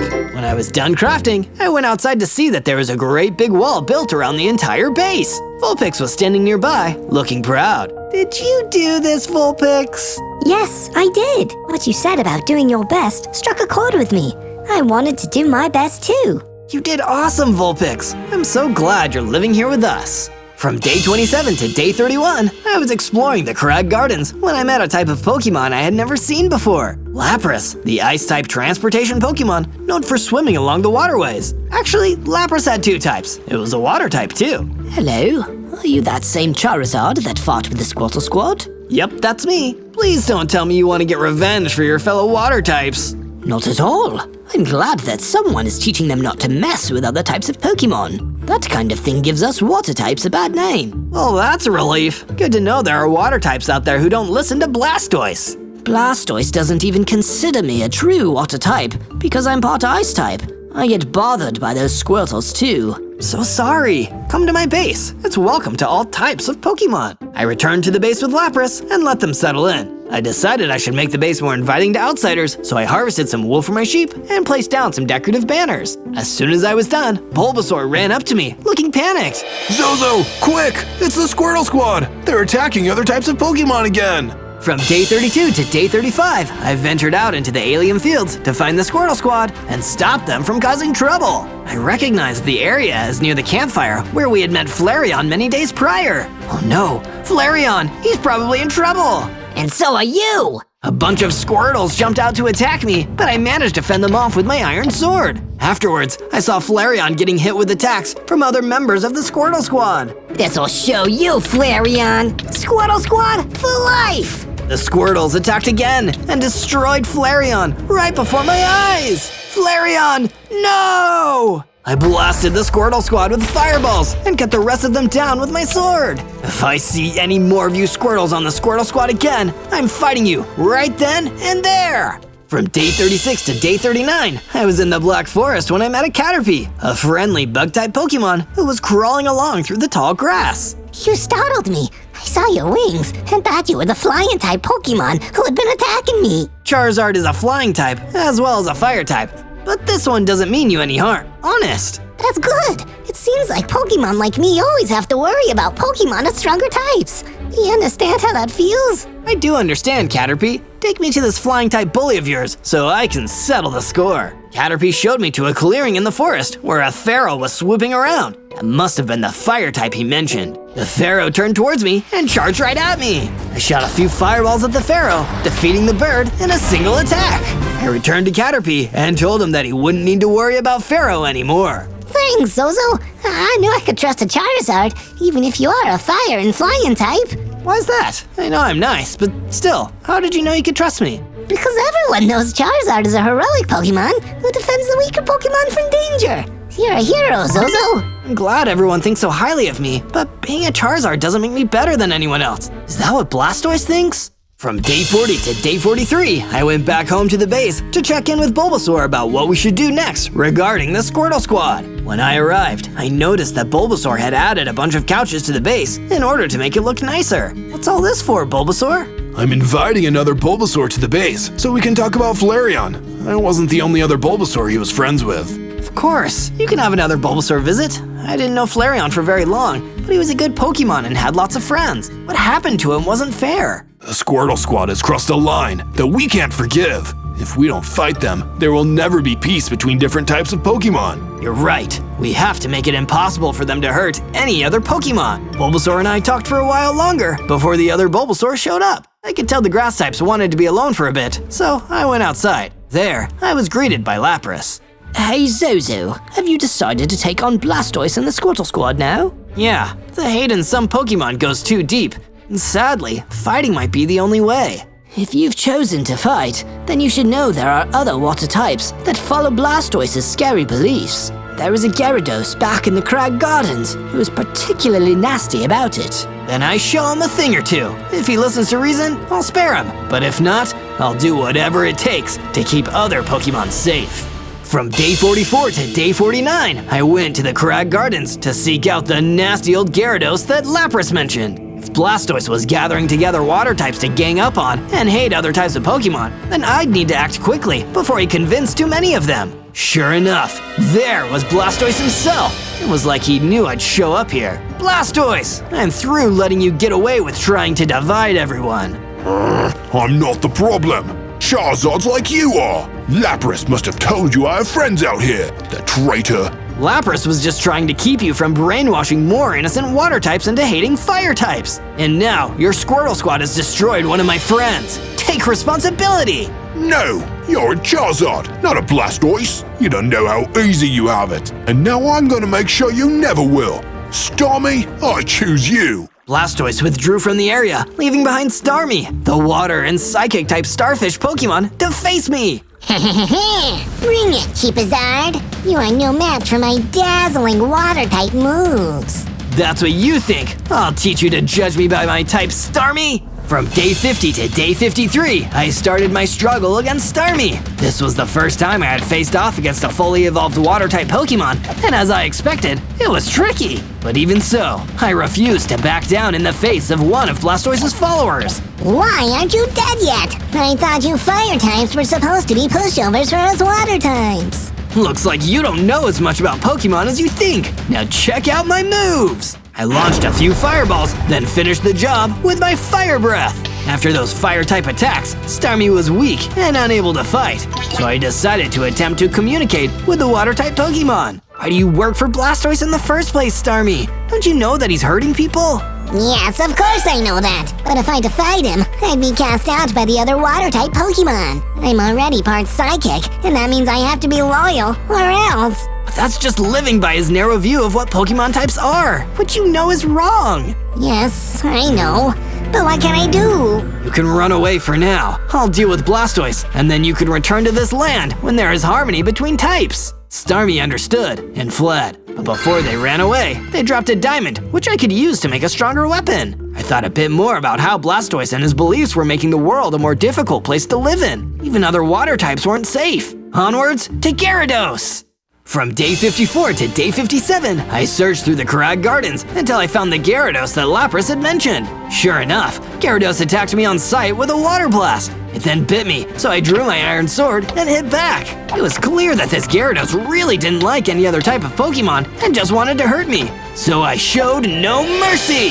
With a blast of my fireball and a strike from my weapon, I took the flying water Pokemon down! When I got back to my base, Lapras was waiting to congratulate me for winning the battle. Now you've seen how far Blastoise has gone to make others believe the same terrible things he does. Yeah, all those water Pokemon, even the Squirtles, are just copying somebody they look up to. But his ideas have been hurting them by making them hurt others, and he won't take responsibility. That's why you're going to have to stand up to Blastoise and show the world that he's actually a loser. You have to succeed where the last Charizard failed. There was a Charizard that fought Blastoise before me? There was, but even defeating his rival didn't remove the hate from Blastoise's heart. Pokemon like him are never happy, even when they succeed. I had no idea how crazy this whole thing was. Blastoise is the worst! From day 58 to day 62, I expanded the farm so it could hold even more sheep. Down below in the mines, I used my iron pickaxe to dig out some diamonds, which combined with the diamond that Starmie had given me,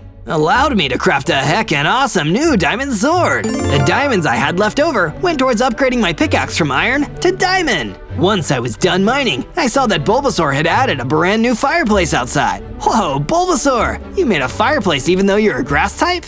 Of course! Hanging out with you and seeing how nice you are has made me totally unafraid of fire. Flareon would be so proud of me.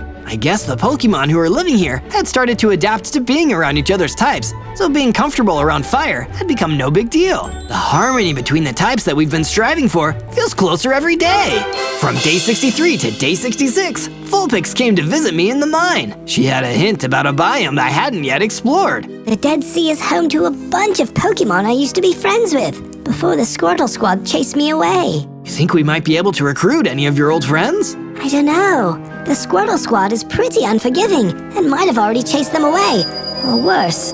But you should try anyway. I went to the Dead Sea and looked around, but at first, there didn't seem to be any Pokemon there. Then, I heard a buzzing noise from behind me. I finally found you. I turned around in shock and saw a bug-type Pokemon, Butterfree, flying in the air. Do you know Vulpix? Huh? Who's that? Okay then, this is about me. Are you an enemy? What? No, Zozo, it's me, Caterpie. I evolved into a Metapod and then a Butterfree. Oh, good to see you. I've been so on edge lately that I guess I was expecting a fight. You're right to be careful around here. I've heard Blastoise's base is here in the Dead Sea somewhere.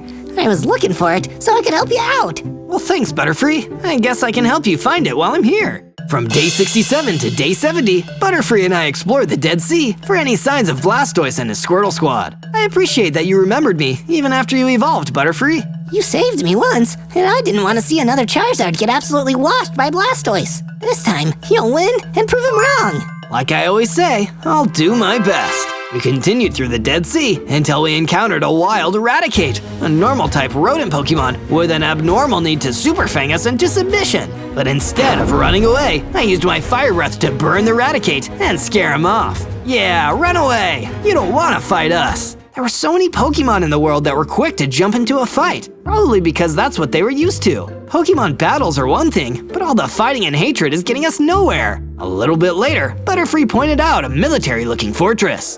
There it is! The Blastoise Fortress! I found it! All right, Butterfree, well done!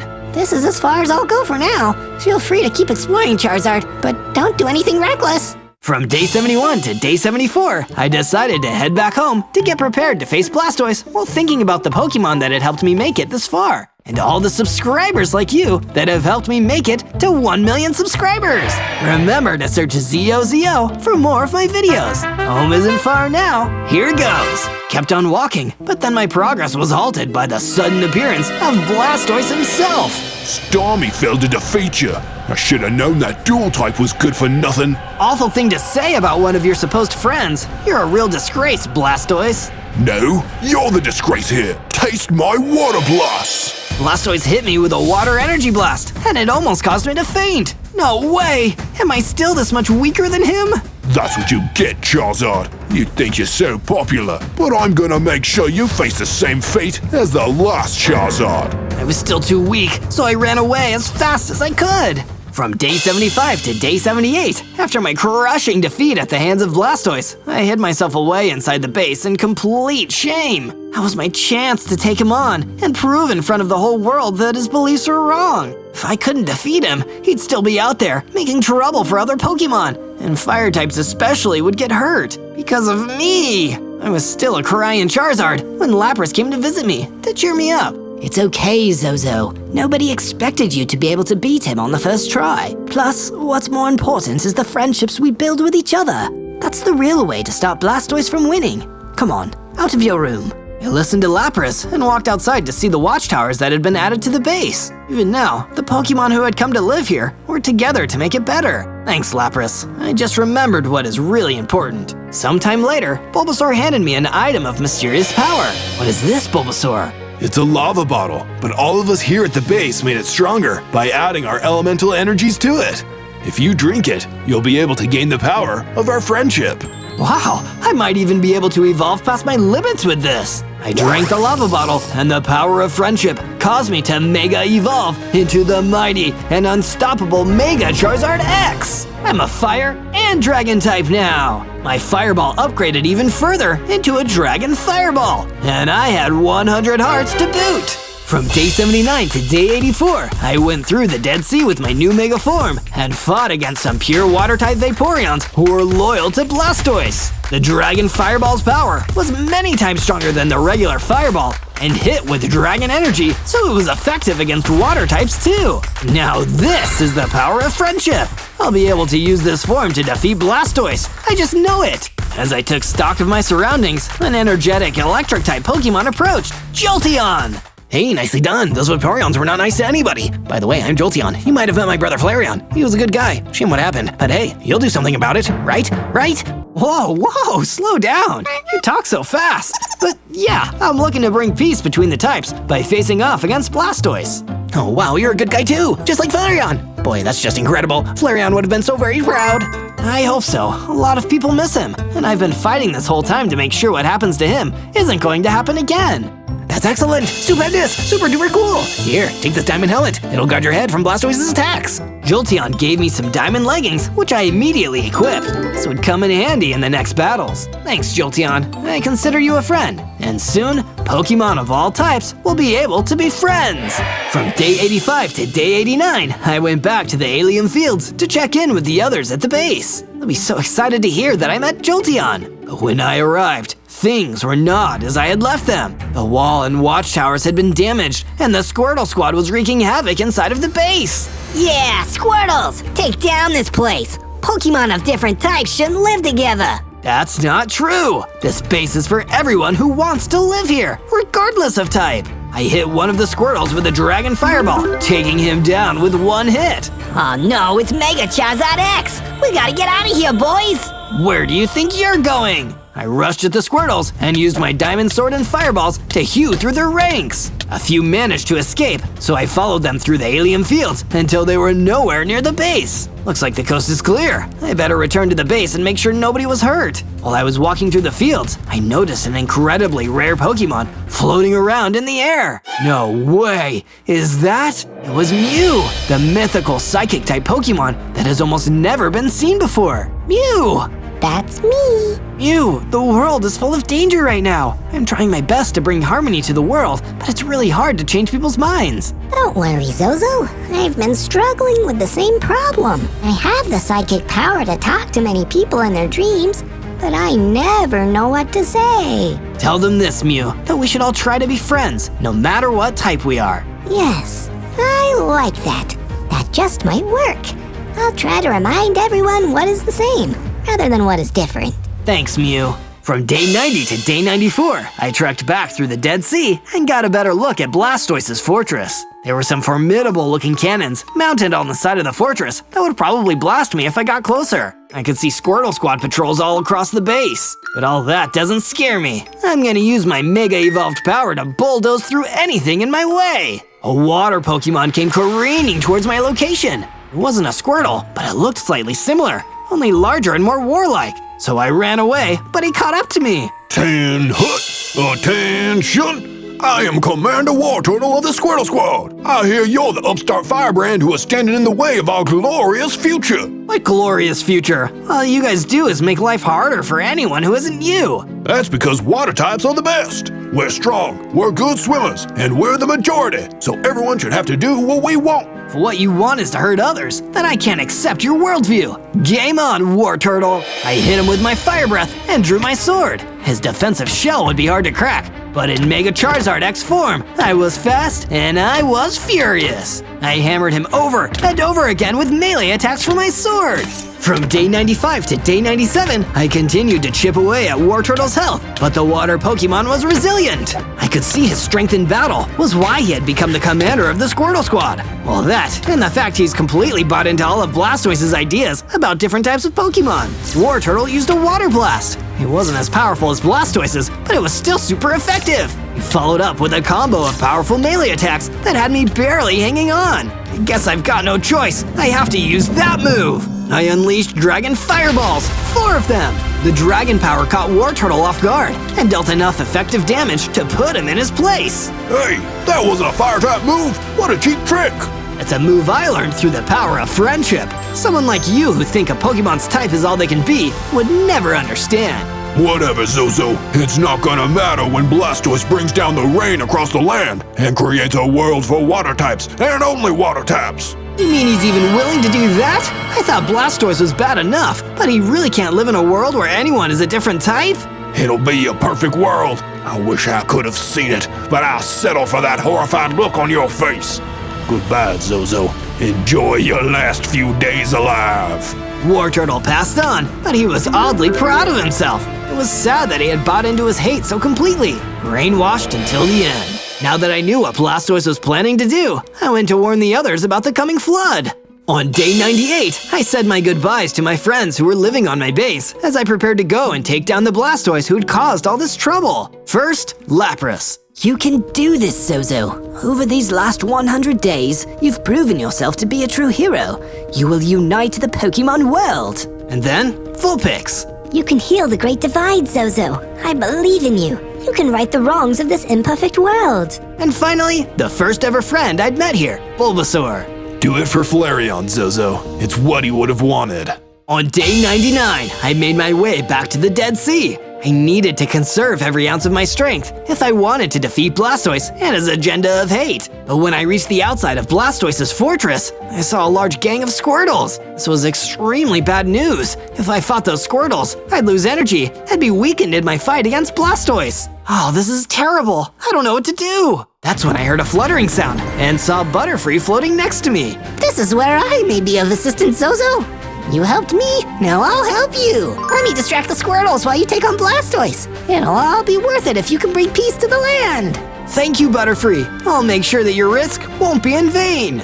On day 100, Butterfree rushed in and distracted the Squirtles, while I entered the fortress and came face to face with Blastoise for the first time in quite some time.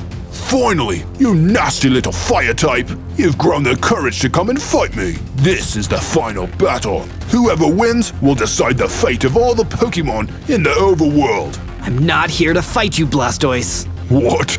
This is impossible. It must be some kind of dirty fire type trick. You just want me to let my guard down so you can burn me to a crisp. Don't be silly, Blastoise. Aren't you tired of all this fighting, all this hate? Haven't we both lost too many people? But, I'm a water type. That makes me better. If I don't have that, what do I have? You can have anything you want, Blastoise. You can decide who you are, not just what you are. We can all be our own people and be friends. You just need to let all this hate and pain go. Blastoise thought about it for a long moment before sighing. I'm so sorry for everything I've done. Can you ever forgive me? I can try, and you can try too. Come back to my base with me, Blastoise. We'll get it all smoothed over. Thank you, Zozo. You haven't just saved everyone else, you've saved me too. Just like that, the overworld was saved. Not with violence, but with kindness and understanding. On day 1, I spawned as an itty-bitty fire Godzilla. This is rad. But wait, I've only got 3 hearts. What? That's not rad at all. But when I focus real hard, I can make little fires. Look, I just set that tree on fire. Oh, it looks like I upset the baboons who were living there. They're coming after me. I better hightail it out of here. I ran off deep into the forest. Being a tiny baby Fire Godzilla wasn't working out great for me so far. Maybe if I can get bigger and stronger, I can use my powers to help people, rather than just burn their houses down. That'll help me make some friends around here. Maybe that big, tough, warped Moscow will be my friend. Hey, I'm Zozo. I'm pretty new around here. Wanna hang out? Hey, not so fast, buddy. You wanna hang out here? You gotta pay the toll. Empty your pockets, little Fire Godzilla. But I don't have any money. Then I guess you better come with me, Zozo. If you can't pay, you gotta work. That was another bridge I'd already burned. I needed to run before the warped Moscow could get his big, buggy hands on me. I grabbed a few sticks from the forest and hid in a cave. These would make some pretty good torches with a little bit of my fire, so it won't be too dark in here. I proceeded to place down some torches before deciding to go to sleep for the night. I'm gonna need to get a lot stronger if I want to last out here. This place isn't kind to baby Fire Godzillas like me. On day 2, I woke up in the cave to find my torches had gone out overnight. It was so cold and dark. What if there are spiders in here? I should get moving. I left the cave and entered the forest to explore my surroundings. Whoa, this forest is huge! So many trees, so much wood to burn. I needed to be careful in here, or I'd set everything on fire. When I build my own base, it should probably be made out of stone. I needed to break down a couple of these trees and gather some sticks and wood to make a wooden pickaxe. Perfect! This will be great for mining stone. Now I needed to find a good place to build my base. Maybe somewhere around here? Wait, has somebody already built a cabin here? What's happening here? A druid rushed out of the cabin. Hey, keep your distance, friendo. I just finished this place. I don't need you burning it down. I'm sorry, I wasn't trying to burn your cabin down. I just needed to find a place to make my base. Base? What? Are you one of Locknar's guys? What? No, I'm Zozo. Who's Locknar? He's a necromancer. He's trying to raise an army of the dead. He and his boys have been harassing people about money around here lately. The druid returned back into his cabin after bidding me farewell. Money? That sounds just like that warped Moscow from yesterday. He must have worked for this Locknar guy. I better start mining for stone near the druid's cabin. He'd probably make a decent neighbor. By day 3, I started gathering materials for my base. I used my wooden pickaxe to start mining stone in a cave next to the druid's place. Hope he doesn't mind a little construction noise. Hey, keep down that racket, Zozo. I'm reading. Now that I know there's a necromancer out there building an army of the dead, I should probably go pay attention to home security. First of all, I took the time to clear out an area and build a big stone wall. This should keep out that warped Moscow if he tries to hassle me for more money. And I won't be able to accidentally burn this wall down either. While I was at it, I needed to get myself a weapon. Maybe I could use some of my spare sticks and wood to make a wooden sword. Hopefully I don't burn it to a crisp. Now I'm looking well prepared. While I was making my way towards the druid's cabin, I noticed something crawling out of the forest. It looked like an elder skulk. Better take care of it before it gets too close to my base. Don't you know it's rude to trespass, Mr. Skulk? Let's go! Hi-ya! With this sword, the elder skulk was no match for me. After I hit it a few times, skillfully dodging its attempts to hit me back, it went scuttling off into the forest again. Nobody beats Fire Godzilla! And clearly that fight made a big difference, because I was starting to get bigger and stronger. I had 5 hearts now, and I could let out a terrifying Godzilla roar! On days 4 and 5, I decided to go a little further into the forest to mine some more stone for my base. The wall was nice, but it wasn't exactly cozy. I needed a roof over my head. I already used some of my spare stone to make a stone pickaxe. But when I ventured out into the deep part of the woods, I ran into an old enemy, the warped Moscow. You really thought you could get away without paying the toll? You really have no idea who you're dealing with, kid. You don't want my boss to have a problem with you. Your boss? Is he a necromancer? You're smarter than you look, Zozo. My boss, Locknar the Necromancer, he's gonna come take over all this soon enough. And if you're not with him, you're against him. I'd never be the guy who wants to take over a forest by force. I may burn stuff down sometimes, but I'm still a good guy. Then I guess I've got to destroy you. And Moscow came at me so fast, I was knocked back off my feet. I pulled out my wooden sword and tried to parry all of his attacks. You can't hold me off forever, Zozo. But I was a little faster than he was. Even with my wooden sword, I was able to get the jump on the warped Moscow and defeat him. Looks like I can handle myself decently now. I should probably spend a little more time out of the forest though. On day 6 to 8, I depleted my mine in the forest. At least I was able to find some iron ore though, and craft myself a cool iron sword and an iron pickaxe. Let's just see someone try to mess with me now. But after getting attacked by the Mosco, I wanted to get away from the forest for a while. I decided to take a trip up to the mountain and enjoy that clean mountain air. And I can't burn anything down up here either. It's perfect. But suddenly, a mountain troll approached me, and it seemed like he didn't want to share the mountain with anyone. This mountain isn't big enough for the both of us, even if you are the puniest fire Godzilla I've ever seen. I'm just visiting, man. You don't need to be so mean about it. How dare you call me mean? I'm gonna crush you into dust for that. He was so big, and he started chasing me. My only advantage was that I was much faster than him, so I could keep my lead. That's where my iron pickaxe came through. With my iron pickaxe, I quickly mined a big hole in the ground, then carried on running. With my trap set, I decided to taunt the mountain troll by calling him a slowpoke. He ran up to me not looking down, until he fell into the hole and he couldn't climb back out. A little help in here? I think you've earned yourself a timeout, mountain troll. On days 9 and 10, I decided to travel further up into the mountain until I found a mountain cave hidden among the rocks. Maybe there will be some treasures hidden in here. Better take a look. I walked into the cave, iron sword at the ready, using the natural light of my fire to light the way. That's when I hit the jackpot. Gold ore deposits. Now that's what I'm talking about. I started to mine the gold when suddenly, despite my fire, it started to get extremely cold inside of the cave. It sent a chill down my spine. Hello there, little creature. I turned, and that's when I saw him right there, staring at me. It was Lochnar the Necromancer. Somehow, I could feel the power coming off of him. It was time for me to even the score and use my Fire Godzilla roar. But Lochnar just laughed in response. Be quiet, boy. Do you have any idea who you're dealing with? When my army walks the earth, every flame like yours will be snuffed out. I wasn't gonna take that sitting down. I ran at Lochnar with my iron sword and prepared to hit him. But with one strike from him, I was thrown back across the cave. You're so weak. It's pathetic. You're not even worth destroying yet. Perhaps when you're a little stronger. And with a flash, Lochnar was gone, and I was left terrified. If even my Fire Godzilla roar did nothing, what hope did I have against him? But it wasn't all bad. I noticed then that I still wasn't alone in the cave. There was a fire villager waiting in there too. When Lochnar was gone, he ran towards me. I can't believe you survived. Lochnar has been going after all of the flame creatures in the land. But why? What have we ever done to him? He's a necromancer. He's trying to raise an army of the undead. And everyone knows the weakness of the undead is fire. He needs to destroy us because we're the biggest threat to him. Then you're not safe here either. You better come back to my base so we can figure out a plan to stop this. On days 11 through 14, I started expanding my base to make room for my new fire villager friend. Just like me, he was perfectly suited to a fireproof stone house. I built rooms for him and me, and another room where we could hang out together. But this took a lot of stone, and I soon needed to leave the base and mine more. I returned to the mine near the druid's cabin, and even though it was exhausted, it still contained some materials. While I was gathering more stone, I suddenly felt that cold feeling again.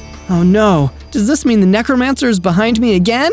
Not quite, Zozo. I'm merely one of his servants. He brought me back to life, so I will serve his every order, including destroying you! It was the Black Death, a plague doctor brought back from the dead. I drew my sword and prepared to battle, but by then, the Black Death was already on me. He hit me and took out some hearts. This guy was way more powerful than me. I ran further into the mine, hoping to find some kind of escape route. But the Black Death was gaining on me. I needed some kind of advantage. Wait, is that a chest? It was a chest. Maybe something in there can save me. I opened up the chest and found a fire aspect enchantment inside. This would give my sword flaming strikes. Perfect! I quickly used the anvil next to the chest to apply the enchantment to my sword. Take this, Black Death! Boom! That got him. The Black Death was set on fire and went running back out of the cave. Fire really does scare off the undead. Safe from the Black Death for now, I traveled back to my base and started making the wall even taller. But now, knowing just how effective fire was against the undead, I made some flaming torches to put on the wall. This should keep out any uninvited guests. On day 15, I went to check on the fire villager and make sure he was settling in nicely. I know from first-hand experience, it isn't easy to be a fire creature.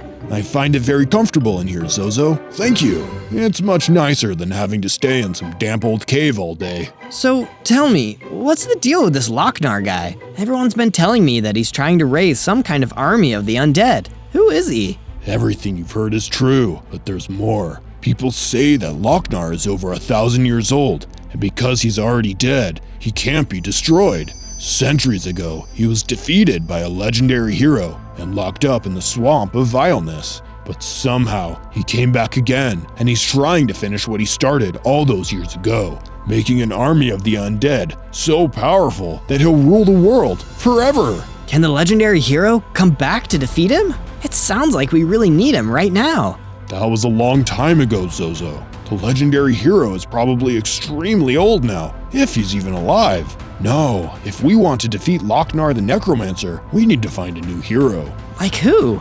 Well, like you, Zozo. You survived an encounter with him and saved me back in the cave. No way. Have you seen me? I'm just a little fire Godzilla. The only reason I survived was because he said I was too weak to be worth destroying. I'd stand no chance against him in a real fight. Do you think I could survive a fight with Lochnar? I think I'd need to get a lot stronger first. On days 16 to 19, I started putting together a plan with the fire villager. If Lochnar is destroying fire creatures because he knows they're a threat to his undead army, we better gather up as many fire creatures as we can. Great idea, Zozo. If memory serves, Lochnar's undead minions were keeping a Blaze prisoner in an underground cavern near here. Then I guess I better go rescue him. After hours of searching the forest, I found a secret entrance to an underground area, sneakily hidden among some trees. Hopefully I'm not too late to help the Blaze down there. I rushed through the entrance. I made my way into the insides of the underground cavern and took a look around, trying not to draw too much attention to myself. I saw a lava river running through the bottom of the cavern, so my fire wasn't too out of place here. Wait, are those wither skeletons? They were! A bunch of wither skeletons were scattered everywhere along the path leading deeper into the cavern. They must be guarding the prison cell where the Blaze is. I ran in with my new fire aspect sword and started to fight them off as I went deeper and deeper into the cavern. After I took most of them, I unleashed my Fire Godzilla roar. It scared some of the wither skeletons so bad, they ran off faster than their bones could shake. Clearly, all of this fighting was worth some pretty great XP, because I grew to almost twice my size, with almost twice the armor and twice the hearts. Maybe I can be strong enough to take on Lochnar, with the right training. But first, I broke open the prison with my iron pickaxe and freed the Blaze. Thanks for getting me out of there. It was really starting to get stuffy. Don't mention it, buddy. How did you get captured? Well, I was out here searching for the Kyther of Light when I got ambushed by all those skeletons. You were looking for what? The Kyther of Light. It's the weapon that the legendary hero used to defeat Lochnar all those years ago. It's said to be the most powerful weapon against the undead in the world. Oh, wow. Then I should probably start looking for it too. Come back to my base. I want to know more. On days 20 to 22, Blaze and I returned to the base, only to see it being attacked by a horde of zombies. Even the torches I'd added to the walls didn't seem to scare them off. Lochnar was making some really tough undead for us to face. Thankfully, with Blaze at my side, the fight didn't last long. With his flames and my fire sword, we were able to take on the zombies and send them back from whence they came. So long, you undead meanies. It feels so good to be free and fighting again. Glad you're back in the groove, Blaze. But while the zombies weren't too difficult to defeat, this incident did make me realize our base needed some better defense. Or at least something to scare off potential attackers. That's when I had a great idea for the statue. The perfect thing to keep the undead away. I started working on the base of the statue with excitement. This is sure to keep the mobs at bay once it's done. Can you tell what it's gonna be? And if you want more adventures like this, subscribe to Zozo, because believe me, the best is yet to come. With Blaze here at the base, I've still got to do one more thing. Add a new room for him. With me, Blaze, and the Fire Villager all together, we're a fiery force to be reckoned with. On days 23 to 26, the base came under attack worse than ever before. I woke up to find the base surrounded by mutant skeletons, who were bigger, faster, and stronger than even wither skeletons. I ran out with my fire aspect sword and started attacking them, one by one. Each mutant skeleton took several hits with the sword to down. These guys were tougher than any grunt enemy I'd faced so far. A little help here, guys? Luckily for me, Blaze and the Fire Villager were there to help. With the three of us working together, we were able to drive off the remaining mutant skeletons back into the woods. That'll teach you to attack our base, skellies. Oh look! One of the mutant skeletons dropped a bow. Yes. That's perfect. I needed a good long-range weapon for my arsenal. What should I do next? Zozo, Yes, Blaze? now we fought off the mutant skeletons, you should start exploring the deep dark woods for the Kyther of Light. We need it to defeat Lochnar the Necromancer. Good idea, Blaze. I journeyed out into the deepest, darkest part of the forest, knowing it would be the exact kind of place where Lochnar's minions would be waiting for me. And I was right, but I wasn't the only one. There was a fire elemental being surrounded by mutant zombies. The strongest zombies yet. Lucky for me, I had my new bow. I pulled it out, keeping a distance as I fired arrows at the mutant zombies. They seemed so shocked by my surprise attack, they retreated further into the dark of the forest. I'd saved the fire elemental. Wanna come back to my base, little buddy? I'm collecting fire creatures. He seemed eager, so we headed back to the base. I built a new room to house the fire elemental, and built in a new base defense. Large holes dug into the ground around the base, so any stumbling zombies thinking of attacking would fall right in. I'm feeling safer already. On days 27 to 31, I started off by asking Blaze to tell me everything he knows about the Kyther of Light, seeing as it may be our best chance to defeat Lochnar the Necromancer. It's an ancient weapon, Zozo, supposedly created by a powerful group of sorcerers, for if there was ever a great evil they needed to strike down. The legend goes that only someone pure of heart can wield the Kyther. To a being of evil, it's useless. But how can I find it? Even the most powerful weapon in the world is only useful if it's in our hands. Perhaps the legendary hero would have hidden the Kyther in the last place the undead would think to look, the Nether. Oh no, the Nether? That's one of the most dangerous places out there. I guess if it's the only place I can find the Kyther, it's off to the Nether I go. With my sword and my bow, I set off for an old Nether portal in the woods. It's now or never. Yeah, bad joke, sorry. On the other side of the portal, it was all flames and lava. A fire Godzilla honestly looked kind of at home here. What didn't look at home was a huge, scary pigless running straight towards me. You must be Zozo. I guess you're here looking for the Kyther of Light. Brave kid. And I guess you're here to find the Kyther too, before I can find it. You're a smart kid too, but I've got orders direct from Lochnar. Only one of us is leaving the Nether. Let's go. I tried to draw my bow, but the pigless was too fast for me. I was lucky enough to pull out my sword just in time to counter his attack. Before he knew it, I hit him back and eventually managed to hit him in a way and made him touch lava. And due to that, he screamed a bit and moved away. You're tougher than you look, but I'll get you next time, you little twerp. And with that, he ran off into the depths of the Nether.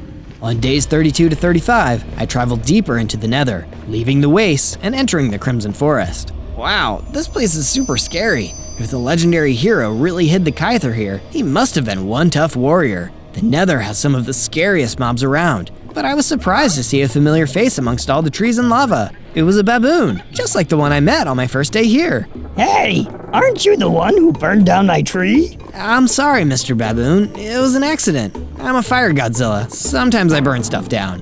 Whatever. It doesn't matter now. What are you doing in the Crimson Forest? I'm looking for the Kyther of Light to defeat Lochnar the Necromancer. Wait, you too? He attacked my family with some zombies. I heard the Kyther might be hidden in the Soul Sand Desert.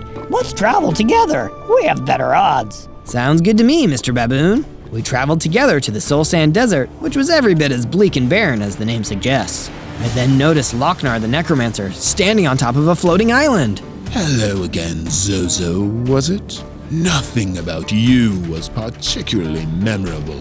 You're all smug now, Lochnar, but you won't be when we find the Kyther and defeat you. You won't be able to find anything when you're dead. Suddenly, the ground below me and Mr. Baboon began to shake. I drew my bow and fired at Lochnar, but he didn't even flinch. It was useless. If we couldn't escape, we'd be done for. That's when I had an idea. I turned and fired my bow at one of the ghast. That should get the attention of him and his ghastly friends. With Lochnar preoccupied with the ghast, Mr. Baboon and I ran away, back towards the Nether portal. That was some quick thinking back there, Zozo. You really saved our skins. I couldn't have done it without you. Come back to the base with me. You can join our anti-Lochnar squad. And with that, we exited the Nether. On days 36 to 39, I returned back to the base with the baboon. I built him a little treehouse because he didn't find the stone fortress as comfy as me and my fire creature friends. I gathered my new basemates together, the fire villager, Blaze, the fire elemental, and the baboon. I needed to hear their thoughts on my hunt for the Kyther. It wasn't in the Nether Wastes, the Crimson Forest, or the Soul Sand Desert. If the Kyther really is hidden in the Nether, where could it be? You're telling me you didn't check the Basalt Deltas? The Basalt Deltas? What's that? It's the most dangerous place in the Nether, Zozo. If the legendary hero really didn't want the Kyther to be found, that'd be the best place to hide it. The most dangerous place in the Nether? I can't go there yet. The rest of the Nether was already dangerous enough. If the Kyther was really in the Basalt Deltas, I needed to get stronger to get there, and I needed a little more inspiration. That's why I started working more on the statue. I must say, it's coming along quite nicely. From days 40 to 43, Blaze approached me, knowing I was feeling nervous about going back into the Nether. Look, Zozo, the Nether is a scary place. I know, I used to live there. But sometimes, when you can't fight your way through, you need to sneak. But Blaze, I can't sneak. I'm a fire Godzilla. I'm too easy to spot. I know, but that's where my new plan comes in. There's a potion recipe hidden in a book I left in a lava canyon near here. If you can go get it for me, I'll make you a potion you'll find extremely useful. So that's exactly what I did. I found my way to the underground lava canyon. It was really hot down there, but thankfully, fire Godzillas don't mind the heat. There had to be a chest down there somewhere. If someone left a book down here on its own, it'd just burn up. But my thoughts were interrupted when suddenly a huge serpent tried to grab me. It was a heck of a jump scare. I'm not on the menu, so slither on by, you reptile. I managed to hit it and knock it into the fiery depths below. That will teach you to mess with a fire Godzilla. As I continued to explore, I saw the chest tucked away in a corner. Let's take a look inside. A book! Jackpot! I then proceeded to leave the lava canyon and make my way back to the base. I gave the book over to Blaze, and he made me a potion.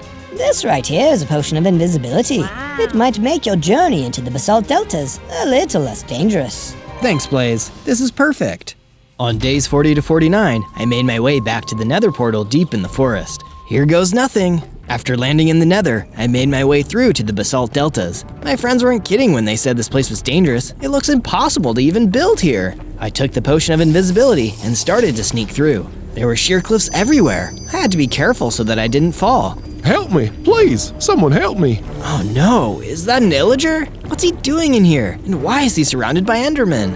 I can't just leave him like that. I need to help him, even if it means wasting my invisibility. Still keeping my distance, I pulled out my bow.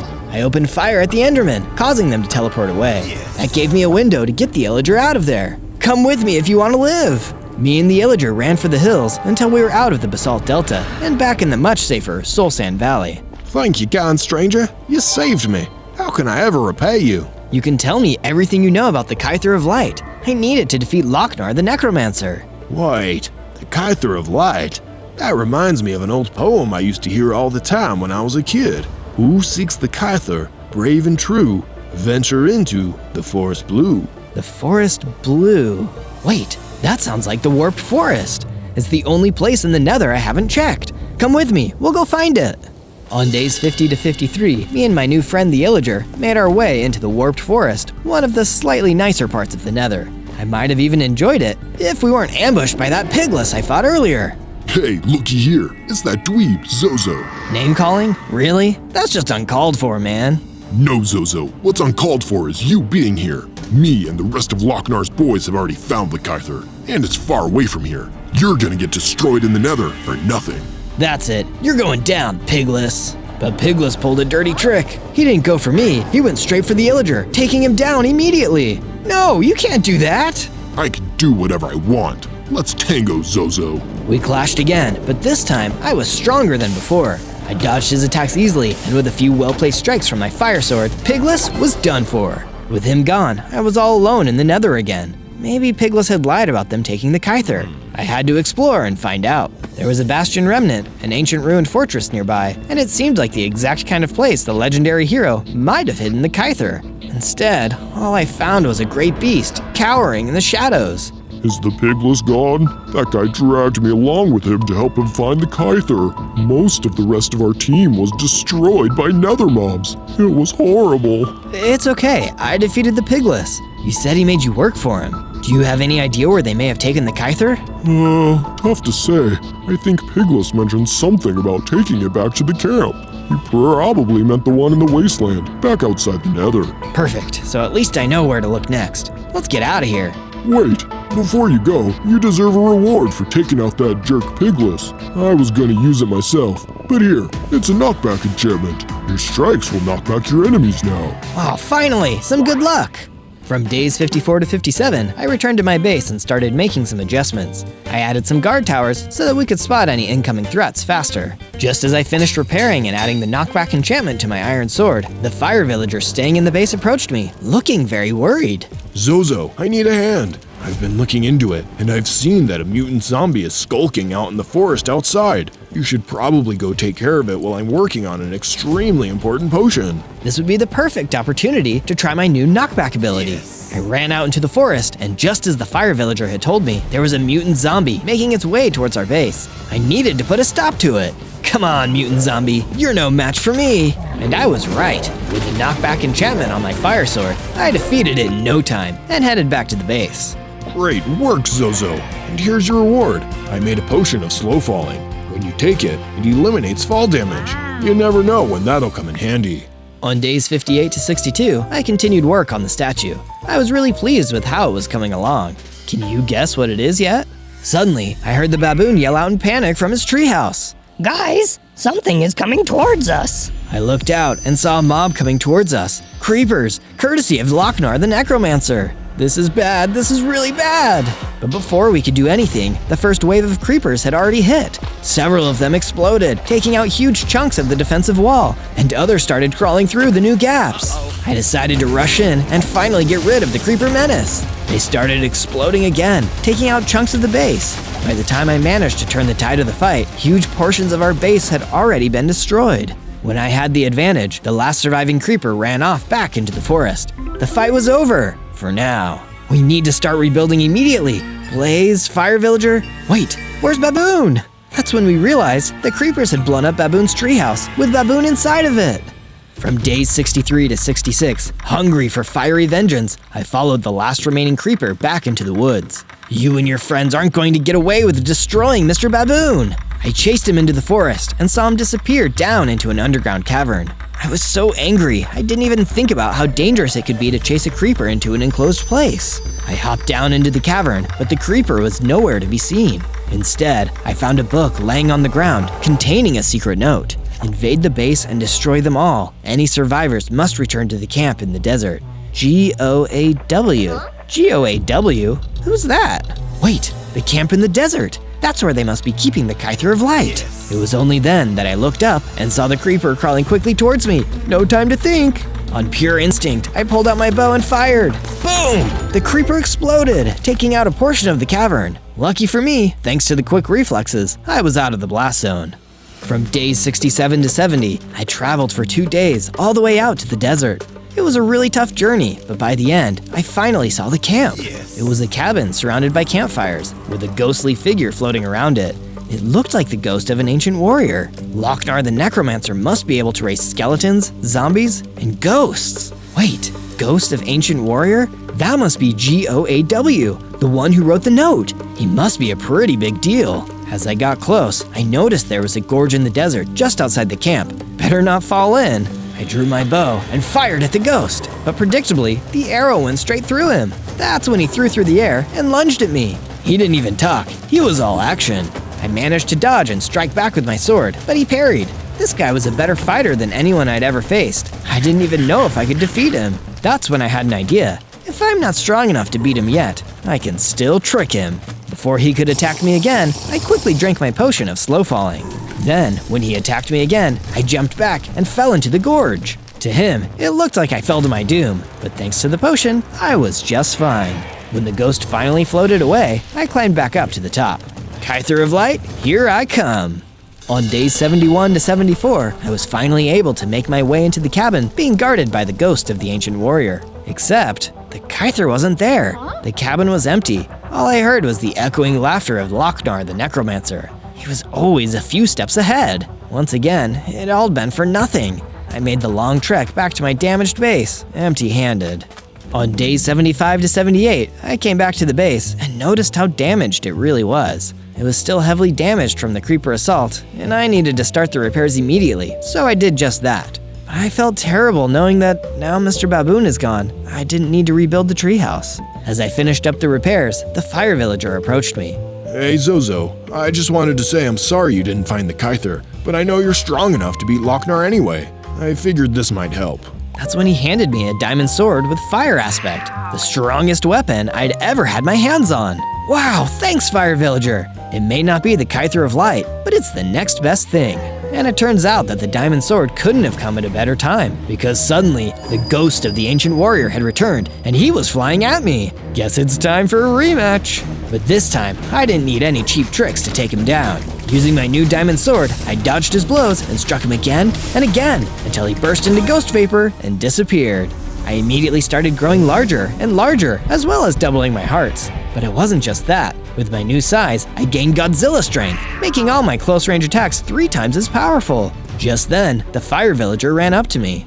You did it, Zozo. You defeated the ghost of the ancient warrior. That's amazing. Wait, Zozo, I found this where the ghost vaporized. It looks like a notebook. The latest note read, Lochnar is nearly at his full power. The final arrangements are being put into place. Destroy Zozo and the druid. Wait, the druid from the cabin? He's involved in this too?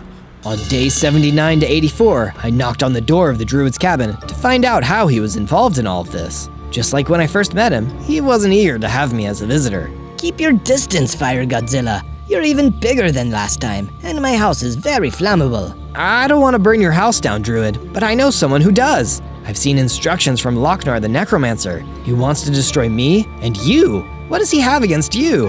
Ugh, Lochnar again? I thought I was done with that guy.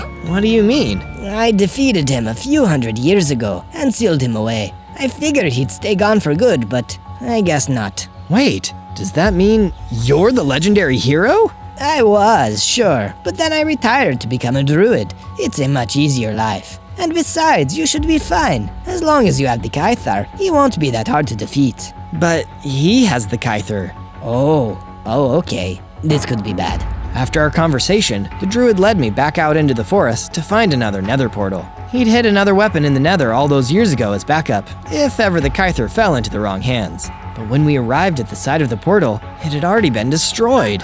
This isn't good. If Lochnar destroyed the nether portal, it means he doesn't need it anymore. He's reaching the full height of his powers. What do we do now? Well, from where I'm standing, the only option is to... An arrow shot out of the woods, hitting the druid and destroying him before he could even finish his sentence. No, this can't be happening! I turned to see a small gang of skeletons emerge out of the thicket behind us. As they ran at me, I made short work of them with my diamond fire sword. But now, I was out of options and out of time. There was only one thing left to do. I need to find the Swamp of Vileness and destroy Lochnar myself. On days 85 to 89, I made my way out to the snowy landscapes of the north, where I finally found the great beast I'd met back in the nether. As far as I could tell, he would be the only one who could tell me where to find the Swamp of Vileness and finally track down Lochnar the Necromancer himself. I know where to find it, but it won't be easy. It's beyond the forest, but you can only go at night. And that's the thing. That creep is strongest at night. So if you're gonna take him on, you better be well defended. That's a useful tip. Thanks, Great Beast. From days 90 to 94, I decided to take the Great Beast's advice and armor up. I used my iron pickaxe to mine some diamonds and turned them into a full set of diamond armor, helmet, chestplate, leggings, and boots. But I didn't want to stop there. I needed some enchantments to really make sure I could take a punch from Lochnar and his evil army of the undead. I gave myself the protection enchantment. That makes my armor twice as durable against close-range attacks, and projectile protection, which kept me safe from ranged attacks. Let's see Lochnar take me on now. From days 95 to 97, I finally finished the statue. Its flame could be seen from miles away and should keep all the bad mobs away from my base once and for all. It was a beacon of hope for all fire mobs, a bright, brilliant beacon that could be seen from miles away. And that's when I realized why I had to take on Lochnar and his undead minions. I could either use my fire powers to destroy, like when I accidentally burned down Mr. Baboon's tree, or I could use it to be a beacon of hope, to fight back against evil whenever I can, because it's the right thing to do. So it's exactly what I was going to do. On day 98, I spoke to the fire villager in Blaze about my plan to attack the Swamp of Vileness and finally take down Lochnar. You can't do this alone, Zozo. You're strong, but Lochnar is so powerful, and he has an entire army. He's right, Zozo. Why don't you let us come with you? Surely we'll be stronger together. I can't put you at risk like that. You need to stay here as backup, in case Lochnar defeats me and his undead army escapes. But I can't let that happen. Trust me, no matter what, I'm going to defeat Lochnar and put an end to his evil reign of terror. With that, I exited the base, but was suddenly stopped by someone I haven't met before. Can I help you? He said nothing and dropped me a note and left. The note said, if you want to help me defeat Lochnar, you should subscribe to Zozo and check out our other adventures. You can even suggest what you want to see next down in the comments. Alright. I'm sure with the help of you guys, I'll actually manage to defeat Lochnar. On day 99, following the instructions of the Great Beast, I made my way to the Swamp of Vileness in the dead of night. It was every bit as creepy as I'd imagined. Mist hung low, the mossy skeletons, minions of Lochnar, were patrolling back and forth. I didn't have any more potions of invisibility. I needed to fight my way through. Okay, Skellies, come get me. I want to speak to your manager. That got their attention. Suddenly, waves of mossy skeletons started running at me, while others fired bows at me from a distance. Thankfully, with my enchanted diamond armor, I could deflect most of the damage, and my enchanted diamond sword could destroy them in one strike each. But that wasn't the problem. The mossy skeletons may have been weak, but every single time I defeated them, more just kept coming out of the fog. Don't you guys know when to quit? They are the least of your worries, Zozo. It was Lochnar. I could hear his voice, but I couldn't see him. It was like he was everywhere around me. If you survive this onslaught, come a little further and meet me in my crypt. It'll be the last thing you ever do.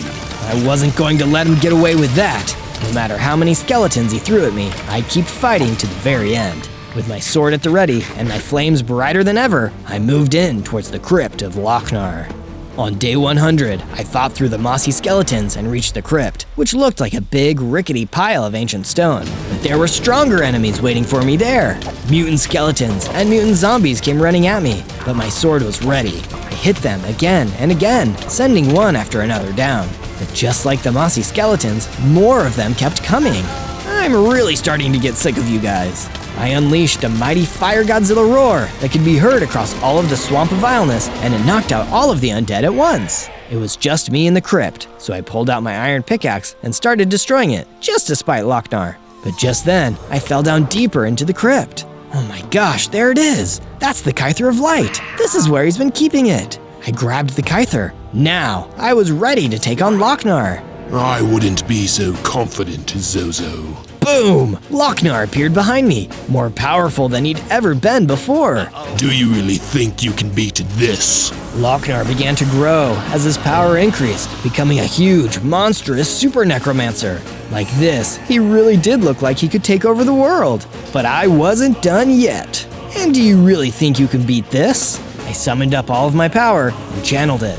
My flames got brighter as I grew, taking in the power of the Kyther of Light. I became Ultra Fire Godzilla with 30 hearts and almost unbreakable armor. You can't do this. It isn't fair.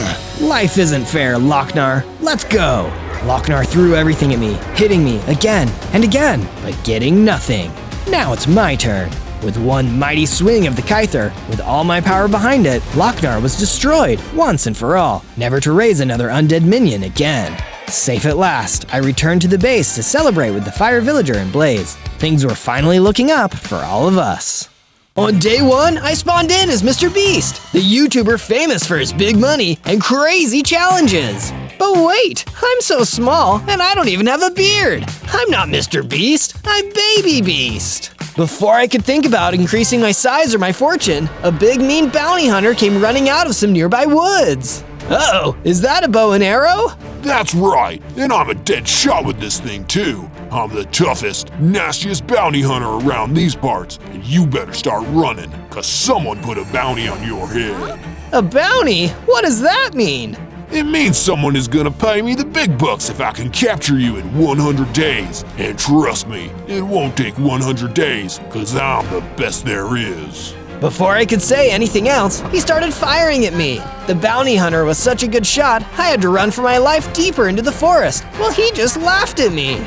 Escape this bounty hunter for 100 days? Boy, do I have my work cut out for me this time. On day 2, I made my way into the closest forest I could find. I didn't stop, knowing that the bounty hunter might still be chasing me. Here in the trees, I have way more cover. It'll be harder for the bounty hunter to hit me with his arrows. Gosh, and I definitely don't want to get hit by those arrows. I only have 3 lousy hearts. I kept running, looking over my shoulder now and then to see if anybody was following me. Phew, it looks like I might have lost him. For now, anyway. That's when a huge gorilla charged out of the trees. He was buff and tough, as you'd probably expect from a gorilla. Sorry that I'm in your forest, Mr. Gorilla. I'd give you some money for it, but I'm not full Mr. Beast yet. It's an emergency though. I'm being chased by a bounty hunter. The gorilla laughed. Yeah, I know you're being chased by a bounty hunter because he hired me to help him. If I take you to him, we're gonna split the bounty. Oh, come on, that's not fair. How can you sleep at night going after innocent people like this? Believe me, the bounty money will help. With that money, I'll be a gorillionaire. And with that, he attacked me, pounding me with his huge gorilla fists. I tried to fight back, but without any weapons and only my puny punches, I didn't leave a scratch on him. Huh, this really is like taking candy from a baby. Just when it seemed like all was lost, a donkey with a saddle came running at us out of the woods. Hop on my back if you want to live. So I hopped on the donkey's back and she carried me out of there. That was close, too close. That'll do, donkey, that'll do. On day 3, the kind donkey who saved me took me back to her secret hideout, deep in the woods. There, I met the donkey's friend, a pig who was also hiding out. This is Napoleon. He's the smartest pig I've ever met. Well, I don't know about the smartest, but I definitely know a thing or two. Wait, that's perfect. If you're super smart, then maybe you can help me with my quest. What quest is that? I'm being chased by the meanest, scariest bounty hunter in the world, and if he gets me in the next 100 days, I'm toast. They say the best defense is a good offense. If you don't want this bounty hunter fella to get to you, then you need to stay under the radar, get strong, and get him first. Now that's a cool idea. How would I start, Napoleon? You're gonna need tools, weapons, and a secret base for starters. And from there, the training will begin. Taking Napoleon's advice, Donkey and I set off further into the forest. The bounty hunter wouldn't get me over the next 100 days. I'd get him. On days 4 to 5, Donkey and I decided to start gathering our first materials. The forest was full of trees, so it wouldn't be hard to find wood. Come on, Donkey, let's get ourselves some wooden blocks. It wasn't easy to punch down the trees, but with the help of Donkey, we'd soon broken down enough trees to make a crafting bench and some basic wooden tools. It's crafting time. I made myself a wooden pickaxe, perfect for a low-level player like me. But why settle for a low-level tool? You'll be able to mine, chop, and harvest even faster with stone tools. Donkey had a point. I used my wooden pickaxe to mine into the ground and collect some stone blocks. Then, with the help of my crafting bench, I created my first set of stone tools. But most importantly of all, I made myself my first formidable weapon, a super cool stone sword. Let's see that bounty hunter mess with me now. The next piece of advice Napoleon had given me was building a secret hideout. It couldn't be too obvious, or the bounty hunter would find me easily. I picked a spot between some trees and started mining downwards. Underground would be the perfect spot for my base. I built some stairs and a place for Donkey and I to sleep underground, with some torches to light the way. Hopefully the bounty hunter would never notice us here. But all this mining and crafting had worked up a hunger in me. That's when I noticed an apple on the ground. Oh, that's perfect! I picked up the apple and ate it. Then something amazing happened. I leveled up, growing into a slightly bigger Mr. Beast, with 4 hearts now rather than 3. This is awesome! Next I need to start growing my bank account. On days 6 to 8, I decided to go exploring the plains again. The bounty hunter would probably never expect me to go back there. Still, I didn't want to push my luck. That's why I kept a low profile, crouching and trying to sneak around as much as I could. When you're up against a crazy bounty hunter, stealth is a good skill to practice. But my stealth came under fire when I saw an innocent young gazelle getting chased by a gang of spooky husks. I wanted to stay under the radar, but I could not help someone in trouble. Get away from her, you nasty husks! I pulled out my stone sword and charged in, ready to take them all on. But the battle wasn't as easy as I'd hoped. The husks attacked back, and I was fighting for my life. One of the husks attacked me and knocked off some of my hearts. That's it, no more Mr. Nice Beast. Fueled by my determination, I fought back, and soon all the husks were destroyed. Then the gazelle came in to thank me. Thank you, you saved me. I'll be forever in your debt. Don't mention it, Gazelle. Is there anything else I could do to help? Well, I was wandering across the plains with my father, Papa Gazelle, when all these undead attacked. He told me to run, but he's still trapped back there. Can you help him? Of course, Gazelle. Let's do it. On days 9 to 10, me and the young gazelle ran across the plains, looking for her father. He had to be around here somewhere. Look, that's him, over there. I turned and saw the last thing I wanted to see. Papa Gazelle being chased by a wither boss, who was firing explosive skulls and barely missing the poor gazelle. Uh-oh, withers are stronger than anything else I've faced. Please, we need to try. It's the only way to save my papa. I couldn't say no to that, so I once again took up my sword and ran towards the wither, trying to hide my fear. Pick on someone your own size, wither. So then, he started picking on me. The wither turned and fired a flaming skull that exploded on the ground next to me. I immediately knew there was no way I'd be able to win this fight at my current strength. I'll never be able to stop the bounty hunter if I get destroyed by a wither. Feeling ashamed of myself, I ran away. I retreated back to the young gazelle. Come back to my base with me, Gazelle. We'll figure out a way to save your dad back there. On days 11 to 12, I came back to my base with Gazelle, ready to make some upgrades and improvements. We went underground, and I mined an additional room for Gazelle to sleep in. But that's when I realized something important. An underground base is a great hideout, but if the bounty hunter finds us here, we're trapped. I need to build an escape tunnel. So that's what I started building. The escape tunnel would be an ongoing project though. I couldn't build one big enough for us all in just one day. During my day of mining and crafting, I paid another visit to Donkey and asked her what she knew about the bounty hunter and why he could have been after me. Well, it's probably got something to do with the prophecy. Prophecy? What prophecy? For the longest time, humans have kept the beast down. You know, beasts like me and Napoleon and Gazelle, and humans like it that way. But prophecy tells of a human who will liberate the beasts from human control and deliver us all to freedom. The prophecies say that this man would be named Mr. Beast. Wait, Mr. Beast? I'm playing Mr. Beast. Maybe the prophecy is about me. That explains everything. The humans must think you're going to free all of the beasts, so they pooled their money together to hire the best bounty hunter in the world, the man who's known for being able to capture anybody. But if you can defeat him, you might be able to free the beasts. But I wasn't even strong enough to beat the wither yet. I needed to get a lot stronger before I could do that. In the meantime, I used my stone tools to start mining for iron underground. This would help make all my tools and weapons stronger. After a short time, I found a nice stash of iron and mined it up. And it isn't all about fighting, it's important to have food too. That's why I started adding extra chests into my underground base where I could store all the apples I collected from the forest. On days 13 to 15, I once again returned to Donkey and asked her for advice on how I could get stronger. Well, the best way to get stronger is by training. And the only way to train is to really test yourself.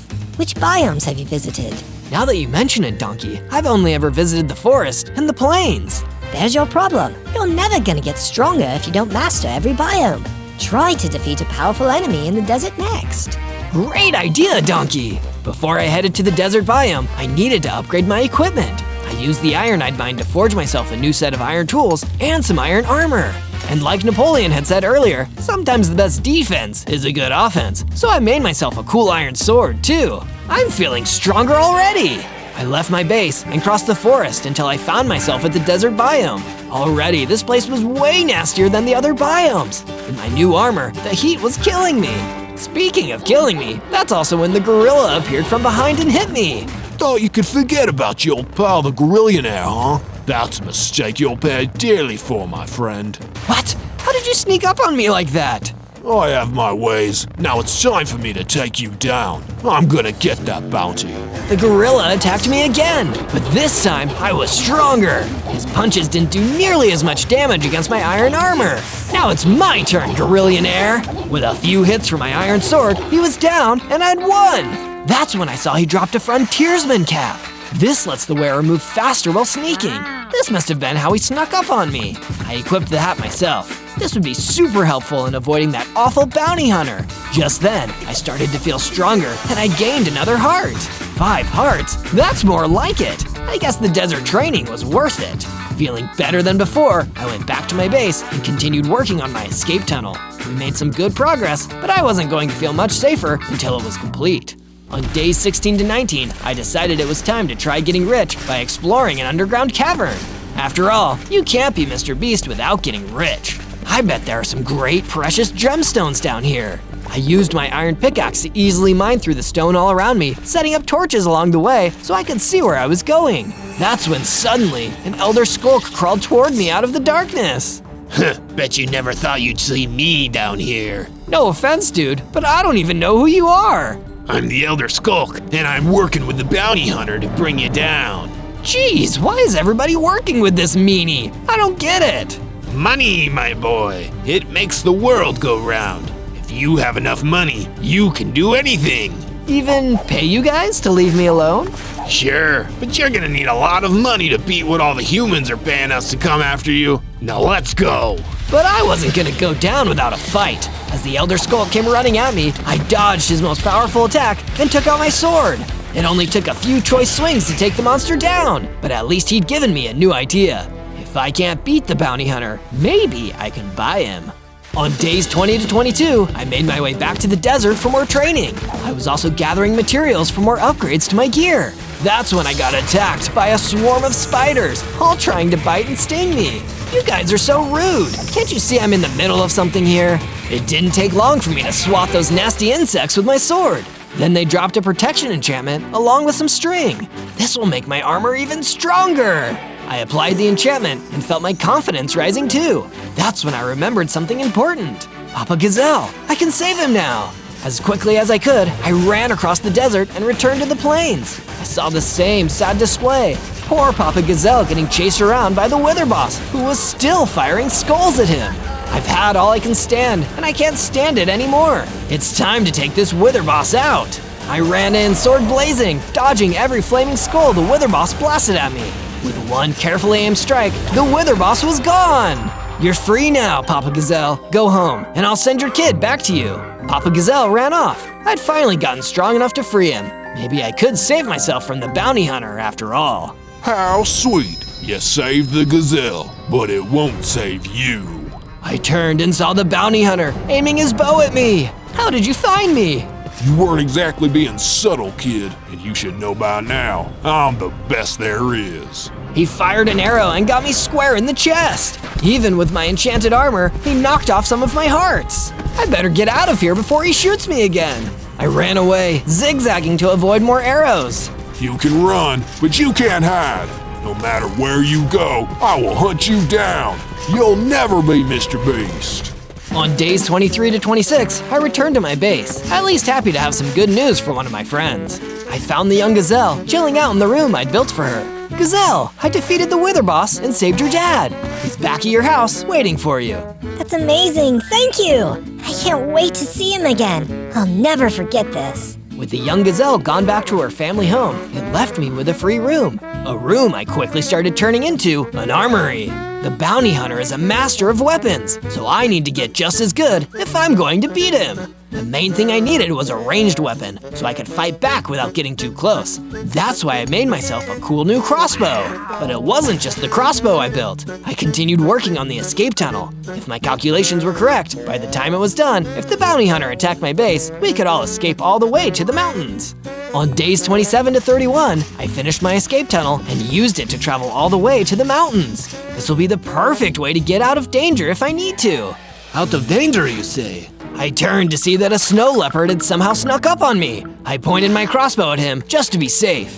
What are you doing here, snow leopard? Do you work with the bounty hunter? What? Heavens no! The bounty hunter aligned with the humans, just like the horde of Viking villagers who destroyed my home. They destroyed your home? That's terrible. Let me help you. How do I know you don't just side with the other humans? I'm not just any human, Snow Leopard. I'm Mr. Beast, the friend to all beasts. Go and stay at my base. You can take the escape tunnel. We'll make a plan to get back to your home later. Oh, thank you, kind stranger. In exchange for your generosity, I'll tell you the location of a cave with diamonds near here. The snow leopard marked it on my map and left back through the escape tunnel. I continued searching until I discovered the cave. And just like the snow leopard told me, there were some diamond deposits for me to mine in there. Jackpot! I'll be as rich as Mr. Beast in no time.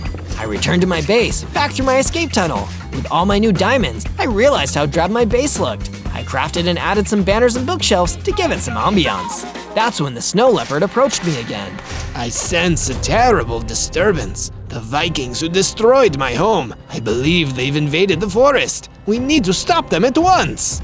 On days 32 to 35, Snow Leopard and I left the base and ventured back out into the forest, hoping to hunt down the Viking villagers who had destroyed his home in the mountains. Look, there they are! I'd recognize them anywhere! I looked straight ahead and saw what the Snow Leopard had seen. A group of armed Viking villagers surrounding the secret hideout of Napoleon the Pig. He was doing his best to reason with them.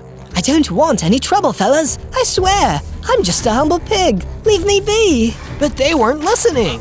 The Viking villagers were about to attack Napoleon. I pulled out my crossbow and started blasting, hoping to distract them. Instead, it all broke out into chaos. Some of the Viking villagers ran towards me. Bird ran forward to meet and fight them. But as much as I tried to fire more crossbow bolts at the Viking villagers running for Napoleon, I was already too late. They destroyed him and burned down his hideout. Napoleon, no! This unlocked the secret rage of me and Snow Leopard. We charged in, him using his claws and teeth, and me pulling out my sword. It didn't take long for us to defeat the remaining Viking villagers. I'm so sorry about your friend. Perhaps humans and beasts can never live in harmony. On days 36 to 39, I needed a change of scenery to help me process Napoleon's death. I decided to make my way to the beach, sneaking all the way to make sure that the bounty hunter didn't come after me when I was most vulnerable. That's exactly the kind of mean move he'd go for. But while I was exploring the beach, I found another beast hanging around, a boar.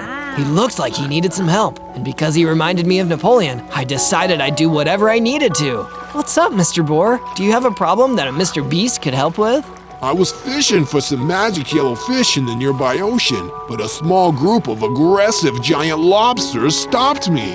I can take care of them, no problem at all. I found my way to the boar's fishing spot and saw the lobsters skittering around, snipping their big red claws. But they were no match for my crossbow.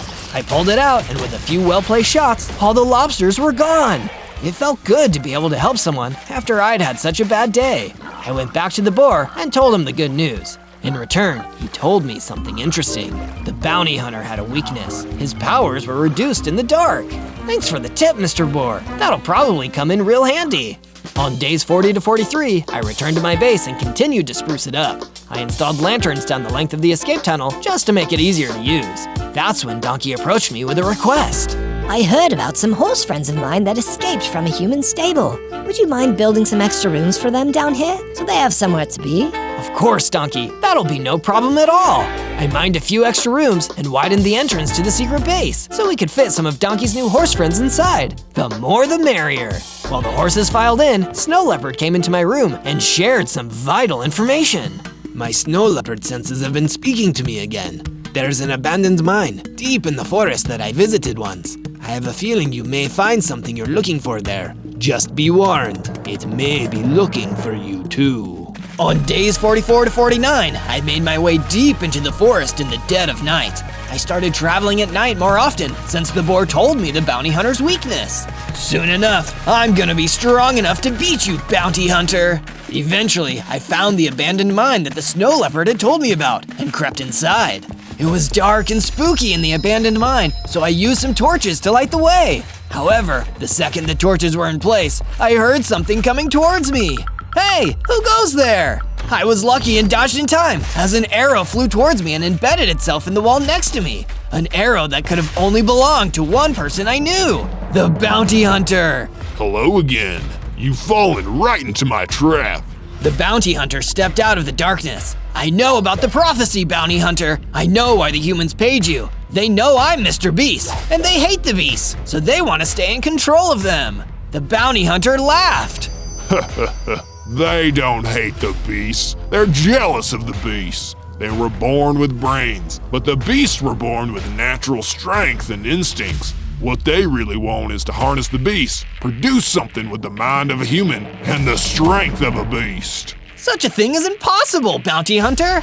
Impossible? You fool, it's already happened. Then, another thing charged out of the dark towards me. A creature I'd never seen before. A huge villager beast. A fusion of human and beast. And it was ready to fight me. Good luck, you're gonna need it. And with that, the bounty hunter disappeared, leaving only me and the villager beast. It was time to fight!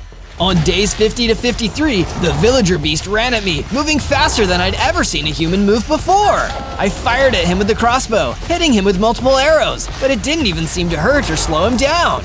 The villager beast rammed into me and knocked me back against the wall, almost stunning me. I pulled out my sword and tried to fight back. It was shockingly fast and strong, managing to deflect or simply ignore most of my attacks. In the end, it took all the strength I had to finally defeat this unnatural monster. Jeez, I hope I never have to fight one of those horrible things again. When the villager beast died, it left a book marked research notes on the ground. It seemed to have been written by some kind of evil scientist, probably the one who'd first made this monster. The tests are going well, but the subject is still far too weak. I need the bounty hunter to capture even stronger creatures if I'm to master the fusion and create the ultimate combination of human and beast. The time will soon come when I have perfected the process, and then nothing will stop us. Uh-oh, that doesn't sound good. On days 54 to 57, I climbed out of the abandoned mine, shaken by my fight with the villager beast. It seemed that the plans the bounty hunter was involved with were so much worse than I thought. I wanted to go back to my base and warn the others, but when I left the mine, Sven the Viking, one of the strongest Viking warriors of all, was waiting for me, sword at the ready. Well, you survived. That's impressive. The villager beast is a powerful creature, but my instructions are clear. The bounty hunter told me to destroy you if you survived and escaped, so I guess that's what's gonna happen now. Sorry. I didn't have the time or patience to listen to Sven's babbling, so I fired at him with my crossbow. Once, twice, 3 times. But somehow, every time, he dodged. Can't we just talk this out, man? I pulled out my sword, and Sven kept attacking me. He was a strong fighter, but I'd beaten the villager beast, so he didn't seem that challenging in comparison. Once he was gone, he dropped an interesting item on the ground. Some Outback leggings, which massively increase your ability to dodge projectiles. So that's how he kept dodging my crossbow bolts. I better take these for myself. They'll probably come in handy for the next time I face the bounty hunter. After I equipped the Outback leggings, I made my way back to the base. I met with the snow leopard again, told him about all the crazy things that had happened, and showed him the book that I collected from the villager beast. This is troubling. These writings, they seem to be the work of the plague doctor, a mad scientist who had theories about fusing humans and beasts to create the ultimate creatures. I thought he was gone, but he seemingly returned. This means all of us are in danger. It's worse than I possibly could have thought. On days 58 to 62, after receiving the disturbing news from Snow Leopard about the Plague Doctor, I decided to work on improving and upgrading the base however I could. First came the escape tunnel. I built a track along the floor of the cave so a minecart could be installed. This would make it a lot easier and faster to get from one end to another. I think I'll give it a spin right now. Woohoo! I took the minecart down to the other end of the escape tunnel and ventured out into the mountain biome again. I explored the diamond cave that Snow Leopard had shown me and mined even more diamonds. I used the escape tunnel and the minecart once again to take these back to my base where I built my first pieces of diamond gear, a diamond chestplate, and an awesome diamond sword. I ended the 4 days by building additional levels and rooms to my underground base in case we needed to help more beasts hide from the bounty hunter and the evil plague doctor. There's only one way out of this, and it's with all of us working together. On day 63 to day 66, Donkey came up to me with a clever idea. Humans have been known to use boats to travel along the river in groups. Maybe if you follow the river along, you might be able to find one of their settlements, or even find your way to the bounty hunter's new lair. Good idea, Donkey! I'll wait until nightfall, then the bounty hunter will never see me coming. So that's exactly what happened. I waited until nightfall, then I made my way out through the forest until I found the river. Then I just followed the river along. Suddenly, I got a spooky feeling, like something was waiting nearby, and turned to see a night apparition floating right behind me. I immediately pointed my crossbow at him, not wanting to take any chances. Wait, I'm friendly. I just need your help. Oh really? What's going on? I'm sorry for pointing my crossbow at you, by the way. I've had kind of a rough month. It's okay, I understand. We're all a little jumpy with the bounty hunter's men hanging around. Wait, the bounty hunter's men? Do you know where I can find them? Of course. They chased me out of my home in a cave nearby. I think they were looking for precious gemstones. Then let's go fight them. I need some answers before it's too late. Count me in. So we ran to the nearest cave, ready for battle. On days 67 to 70, the night apparition and I ran into the cave he'd once called his home. The henchmen of the bounty hunter, 3 gold warriors, were already inside, mining at the walls with iron pickaxes. What are you goofballs doing? The 3 gold warriors suddenly turned to me and the night apparition and pulled out iron swords. We're under strict orders from the bounty hunter to mine as many diamonds as possible. If you interfere, we will destroy you. Why does the bounty hunter need so many diamonds? Is he really just that greedy? No, he and his employer want all of their soldiers to have diamond swords. We'll all be stronger that way. Oh, diamond swords like this? I pulled out my diamond sword and charged in. The gold warriors didn't hesitate to fight back. They were strong and well trained. But thankfully, I wasn't alone in this fight. The night apparition floated around the cave, distracting the gold warriors long enough for me to get the edge. Soon enough, I defeated all 3 with my trusty diamond blade. Thanks for the assist, night apparition. Thank you for getting my home back. Feel free to take any of the diamonds those guys left behind. Don't mind if I do. I mined the remaining diamonds and prepared to leave when the night apparition said one more thing to me. I heard the Golden Warriors murmur something about coming from the Badlands when they first chased me out. I figured that might be useful information for you. On day 71 to 74, I began following up on the lead that the night apparition had given me. If what the gold warriors said was true, I might have been able to find something I wanted there. Yes. And if what you want is more crazy Minecraft adventures like this one, search for more Zozo videos by searching ZOZO. By the time I arrived at the Badlands, the only structure I could see was a busted down looking camp. But that wasn't all. The bounty hunter was waiting for me. I'm impressed. You shouldn't have survived. I just started firing arrows at him from my crossbow, not even letting him finish his sentence. He somehow managed to dodge every single one. Nice shots. Now it's my turn. He pulled out his bow and fired a few arrows at me. But now, I had the Outback leggings on my side. With speed that impressed even him, I managed to dodge all of his arrows too. That all you got, bounty hunter? You're dealing with beast mode, Mr. Beast here. I pulled out my sword and ran at him. He just stood there, not even trying to dodge. But when I got close, he pulled out his close-ranged weapon, a battle axe. With one strike, he sent me skidding back across the Badlands, getting me down to half a heart. Guess you're not as strong as you think you are. 25 days left. You're gonna be mine before the time runs out. Injured and surprised, I did the only thing I could, run off. I'd finish this another day. On day 75 to 78, I returned across the forest to my base. I built myself an extra room just for sitting around and relaxing, because after everything I'd experienced, I really needed to take a load off. That's when the snow leopard approached me, carrying a book. As you may have noticed, I sometimes dabble in a little bit of magic. I'm able to sense things other people can't. It's true, that is something I've noticed about you. Well, I've taken my skills in magic and used it to create this book. If you read it, you will finally unlock your true potential, and it will help you on your next steps to becoming the hero you were always meant to be. Wow, thank you, Snow Leopard. I'm honored. I took up the book and finally read it. I felt the change immediately, getting bigger, stronger, and getting an impressive 10 hearts. But more than that, I took a look into my inventory and found that it was stuffed with money. Snow Leopard, you did it! I'm finally Mr. Beast!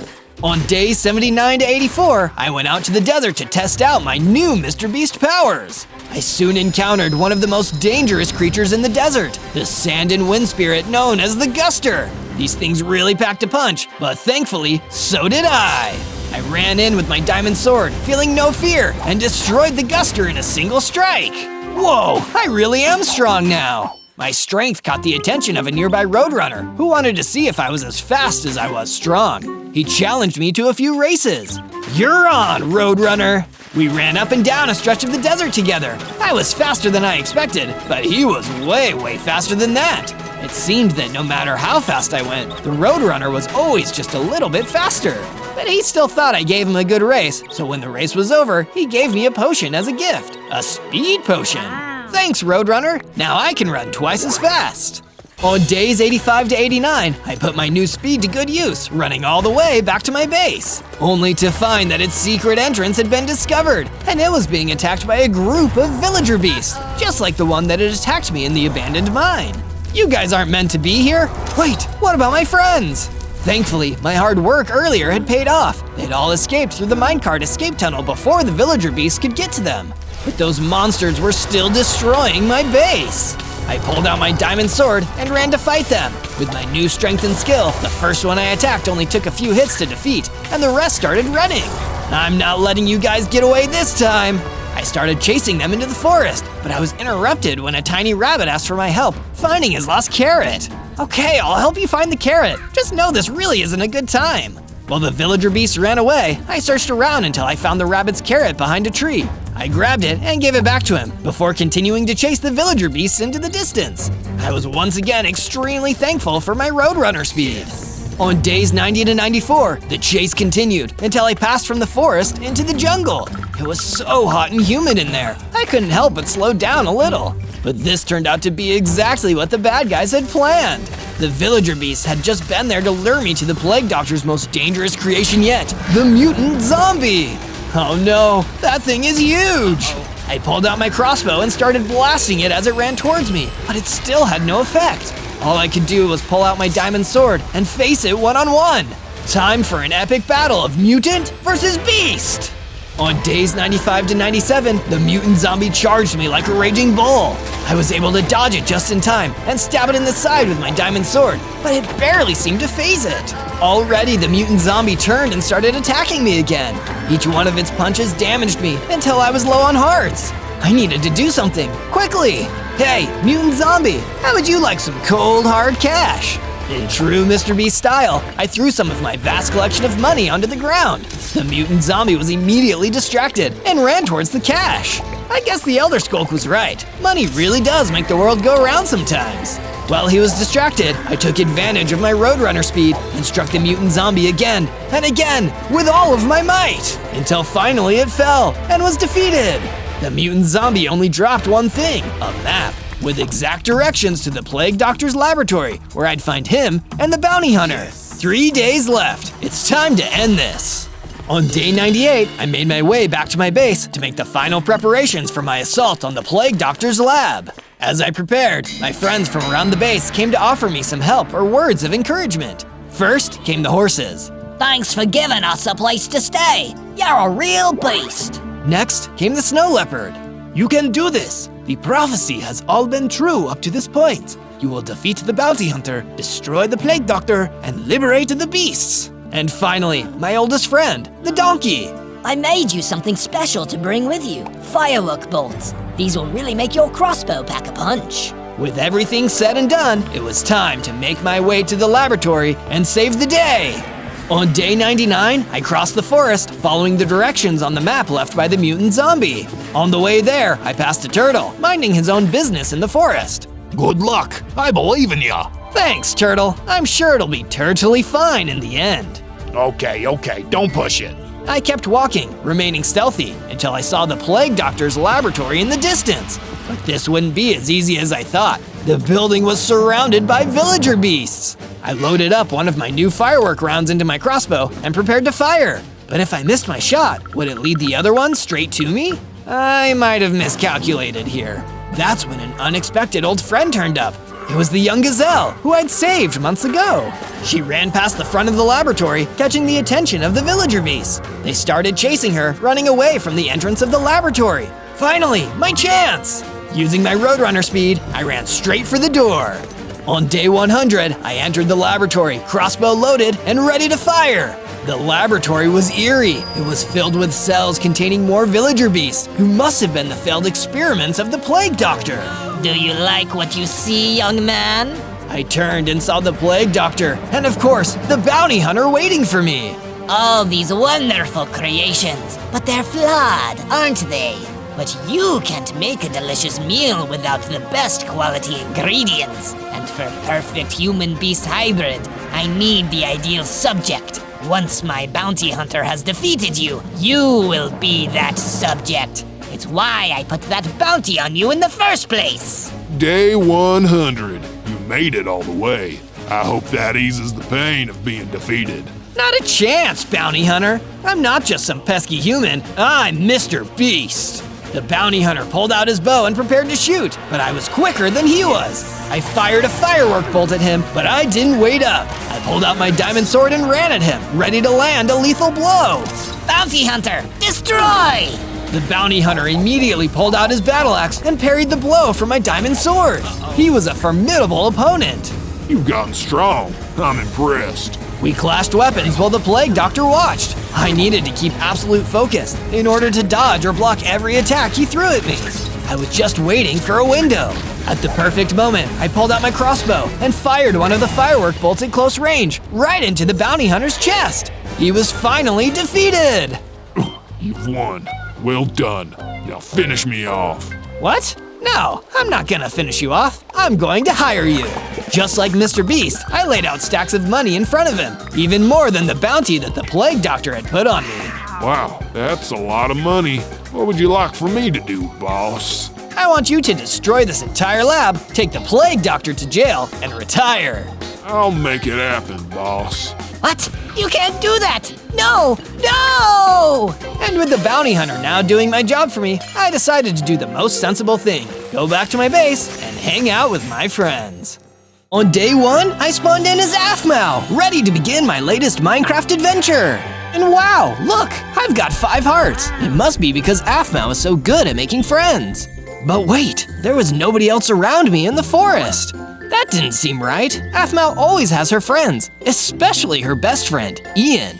I started looking around to see if I could find him. Ian? Can you hear me? Ian! I don't like hanging out in this creepy forest alone. But I wasn't alone. Suddenly, a huge humbaba came running out of the trees towards me. Are you calling for Ian?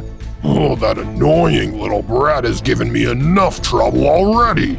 If you're a friend of his, I'm gonna need to kidnap you too. So that's what happened to Ian. He always knew how to make a bad first impression. I turned and ran away from the forest. There was no way I could fight that big humbaba unarmed. Get back here, you little twerp. There will be no escape once I reach my full power. That didn't sound good. I kept running until I couldn't see the humbaba anymore and stopped to catch my breath after the chase. So he kidnapped Ian. I need to get him back. I really don't like that thing the humbaba said about reaching his full power.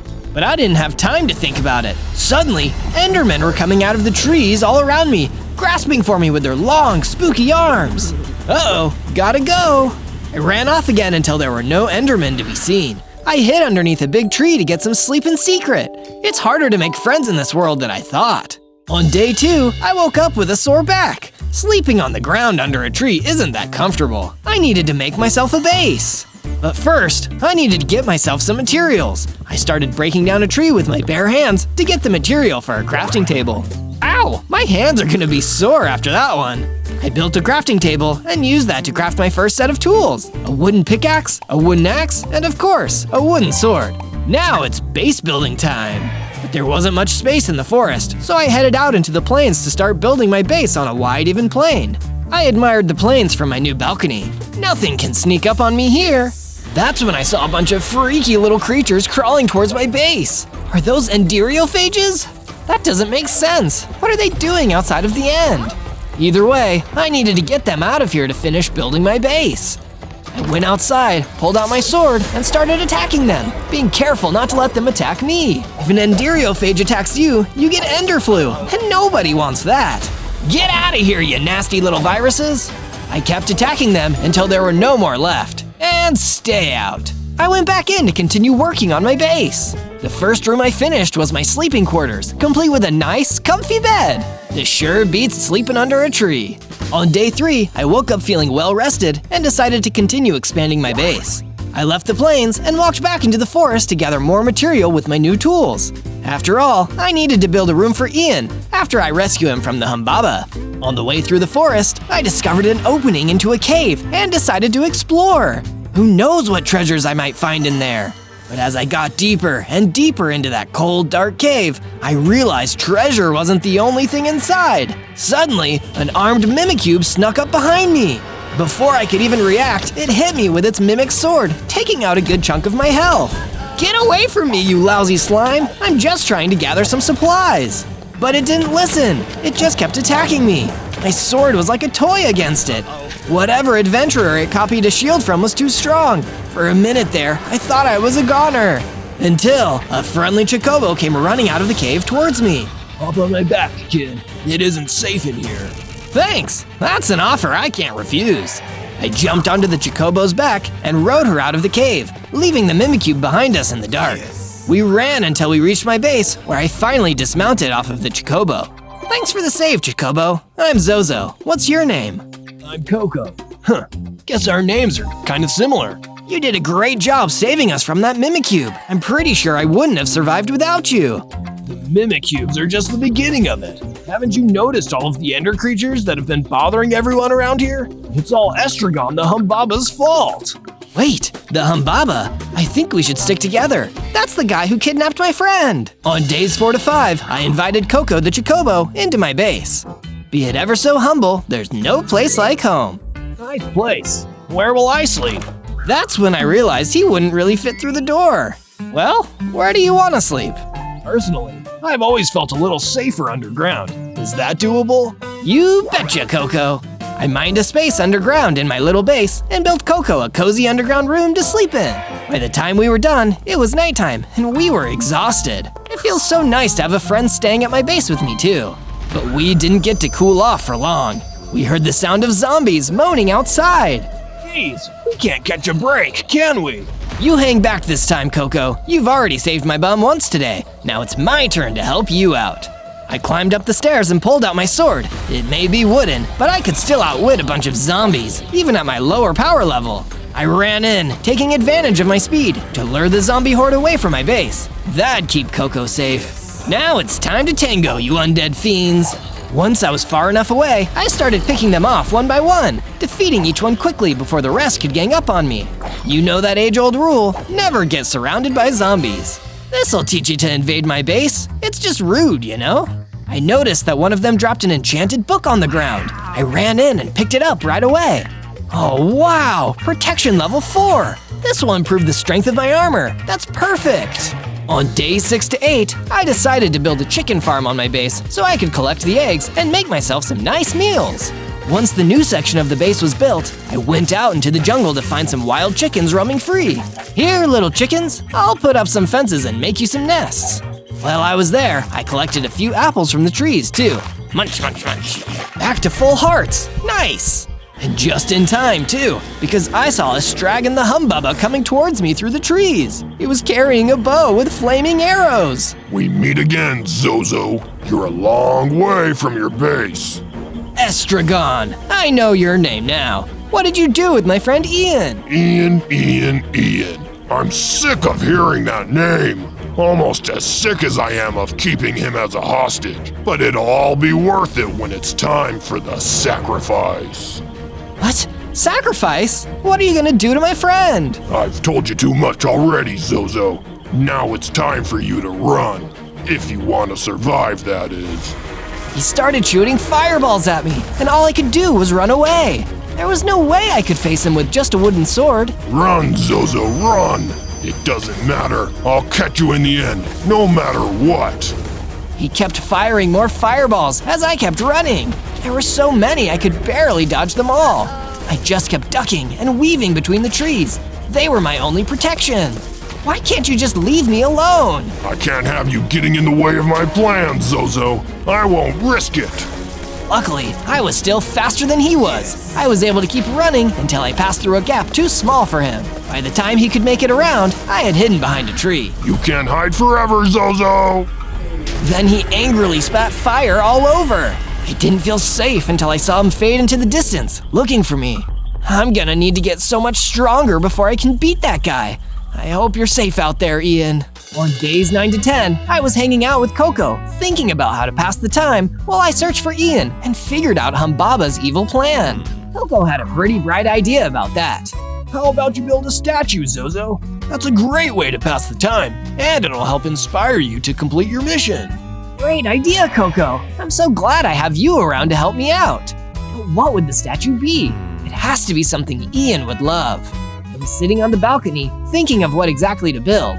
Oh wait, I know! I'd build a statue of Ian. He'd love to have a big statue of himself to look at. I ventured out to the plains where I started mining some more materials. This would help me build my statue and improve my base. I went back to the base and started building the statue's foundation. Heck yeah, that's a good start. I also decided it was time to furnish my home a bit more. I needed somewhere to chill out and maybe read. Oh, I know. I'll build myself a library. That will be the perfect place to study and relax. I built myself a nice, cozy library with bookshelves, chairs, and a fireplace. Now this is the way to live. On days 11 to 12, I was exploring a cave, searching for more materials, when suddenly an ancient spirit villager appeared right in front of me. Oh no, a ghost! Be not afraid, Zozo. How do you know my name? I know many things. As an ancient spirit, it is my duty to guide heroes and warriors who are pure of heart to their destiny. I can sense that you have a mission, Zozo. I can give you the answers, but you must ask the right questions. Well, a humbaba named Estragon kidnapped my best friend Ian, and I think he's up to something bad. Can you tell me everything you know about him? Yes, Estragon the Humbaba. There is a great darkness in that creature's heart. He started out like any other Humbaba, living in the desert plains with his family. But like many evil men, Estragon wasn't satisfied with what he had, with the love of his friends and family. He always lusted for power, to gain control over others. His quest to become a more powerful being led him to the end, a realm even darker and further from the overworld than the Nether. He knew that the forces of the end would give him power he only dreamed of, but it exacted a terrible price in return. A sacrifice. If he wanted the power of the end, he would need to forsake the overworld and help the Endermen and Enderophages take it over and make it their own. He gains power to perform this ritual through sacrifice. I would wager that this is his intention with your friend, Ian. What? That's even worse than I thought. I need to get stronger and defeat this guy before he can hurt anyone else. From days 13 to 15, I returned to the cave where I first met Coco the Chocobo. I wanted to get strong enough to defeat Estragon the Humbaba. I needed to at least be strong enough to defeat that Mimikyu. As I got deeper into the cave, I saw it was waiting for me on top of a stalagmite. Clearly he had gotten some flair for the dramatic. As it hopped down towards me, I dodged and went for his back, trying to hit him where he couldn't block with his shield. He took a lot of hits from my wooden sword, but eventually I did manage to defeat it with a good swing to the back. The fight made a difference because I could feel myself leveling up. I went from 5 to 8 hearts, got twice as strong, and gained a new ability, Disguise. APHMAU is great at fitting in, so I could now convince some lower level mob groups that I'm one of them, just as long as I don't act too out of character. This will probably come in handy later. After that, I mined some stone and left the cave. All this will help me rescue Ian and stop Estragon someday. On days 16 to 19, I built myself a crafting room so I could make better gear. I used my crafting table and the stone I'd collected to make myself a new set of gear, a stone sword, a stone pickaxe, and a stone axe. We've just entered the Stone Age, baby. I realized I needed more materials for base building and crafting. That's why I started exploring an underground cavern near my base. The deeper I got into the cavern, the more I noticed how cold it had gotten, even cooler than you'd usually expect for an underground cavern. That's when I noticed an Iceman standing deeper into the cavern, waiting for any intruders to enter. He was walking towards me. I needed to think fast. Now is probably a good time to try out my new disguise ability. As the Iceman approached me, I switched into my Iceman disguise. Hey, who goes there?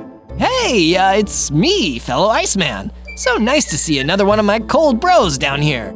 Oh, yeah, I guess it is nice to see another Iceman down here.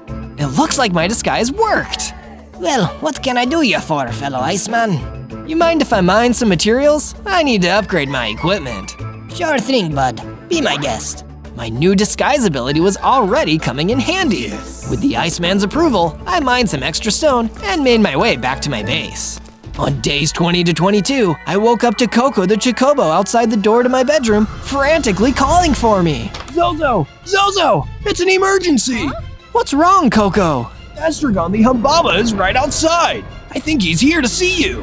Uh-oh, I better get dressed and go see him then. I grabbed my equipment and ran out of the base. I saw Estragon the Humbaba standing there, waiting for me.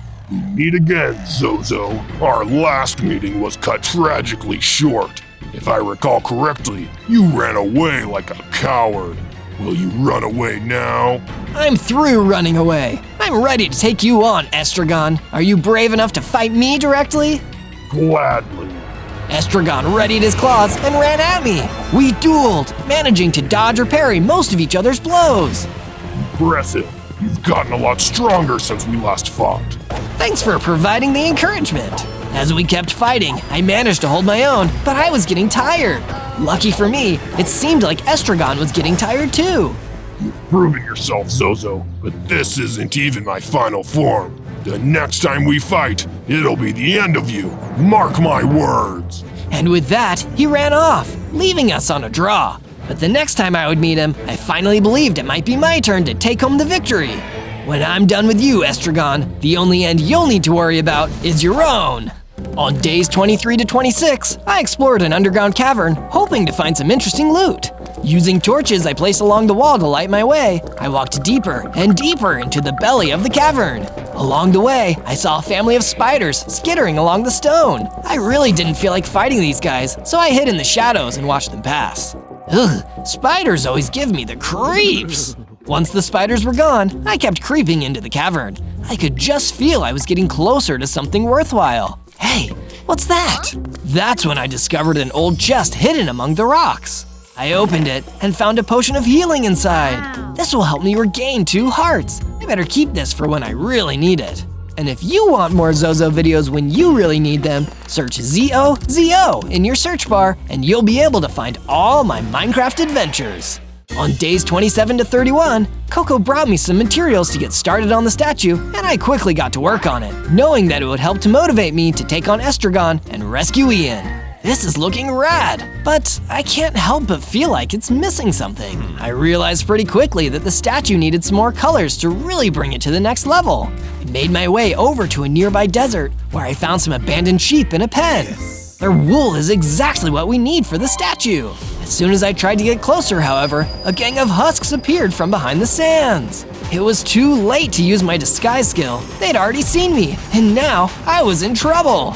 I'm guessing you guys don't want to just talk this one out? Spoiler alert, they didn't! I pulled out my stone sword and started fighting off the gang of angry husks. There were plenty of them, but I was a lot stronger than I used to be. I bet you wished you'd just talked it out with me now, huh? Some husks with bows were hiding on top of a sand dune, firing arrows at me. But they weren't as good a shot as Estragon, so I was able to dodge their arrows and run at them. Come on, guys, you can do better than that. I swung my sword again and again and again, never letting up. By the time I was done, those ancient bad guys were done, and I was free to explore the pen.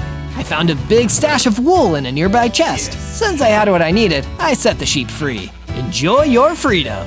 With that done, I made my way back to my base to continue work on the statue. On days 32 to 35, I decided I needed a change of scenery, so I left my base and ventured down to the swamp to see if there were any interesting materials to collect.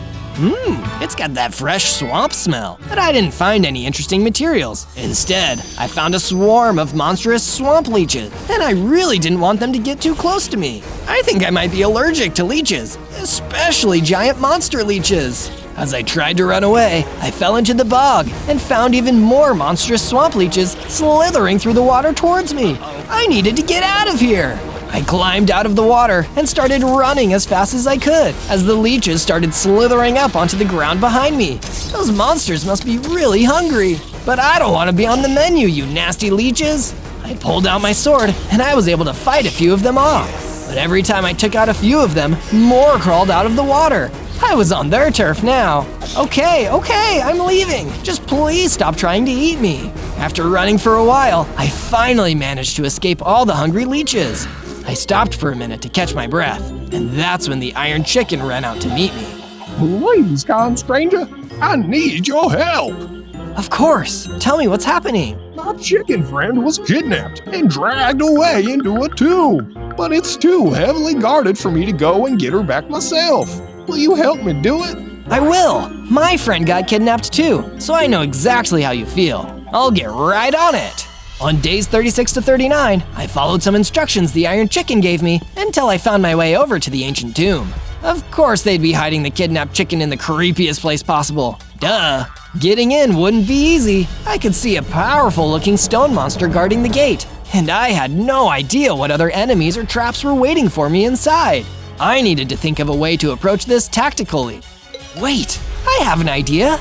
The stone monster hadn't seen me yet, so I could use my disguise skill to infiltrate the building without needing to fight the stone monster.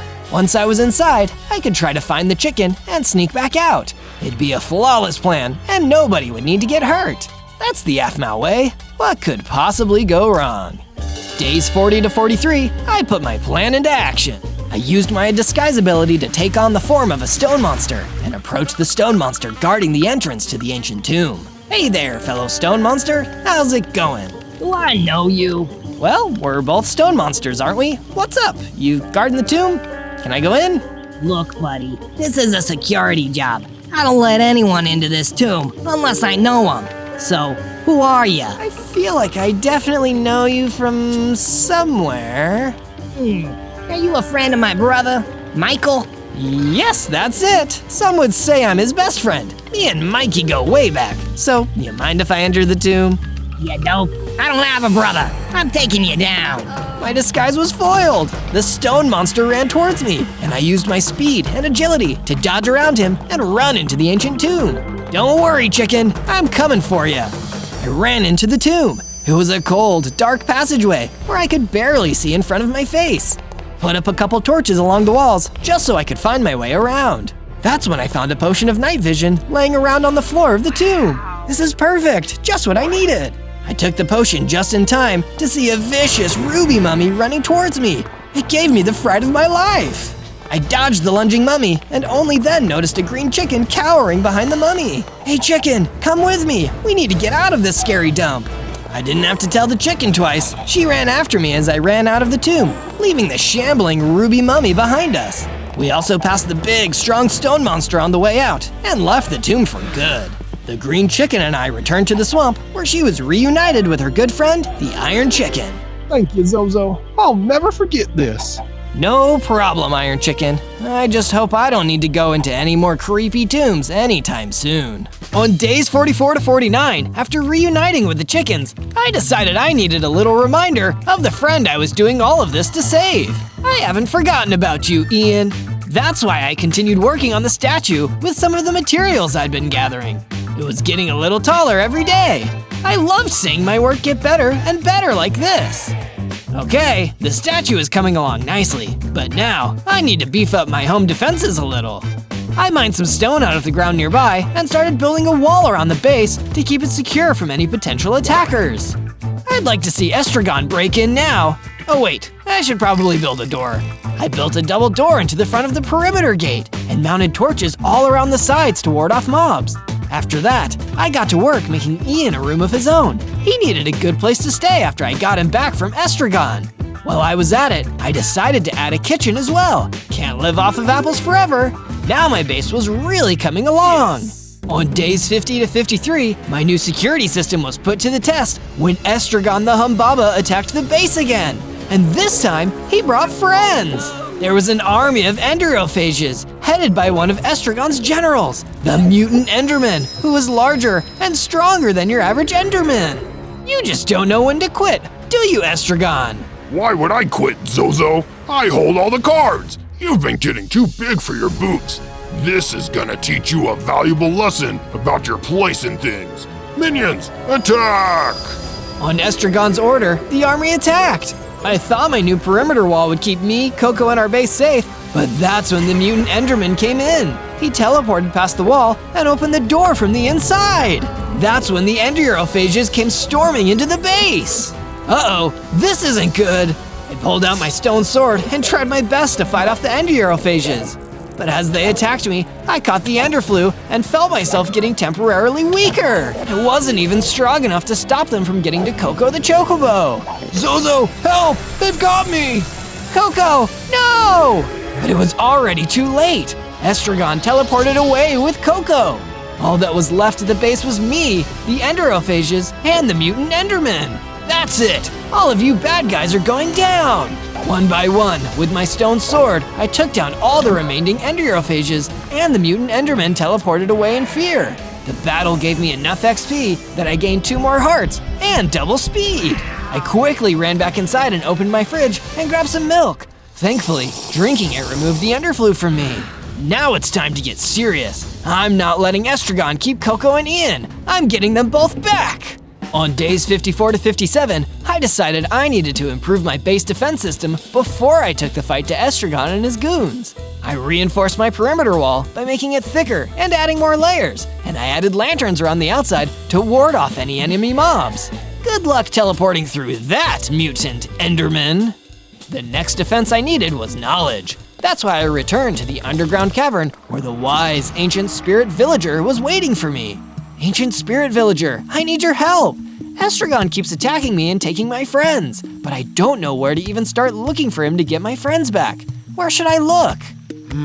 Well, I think I may have an answer for you, Zozo.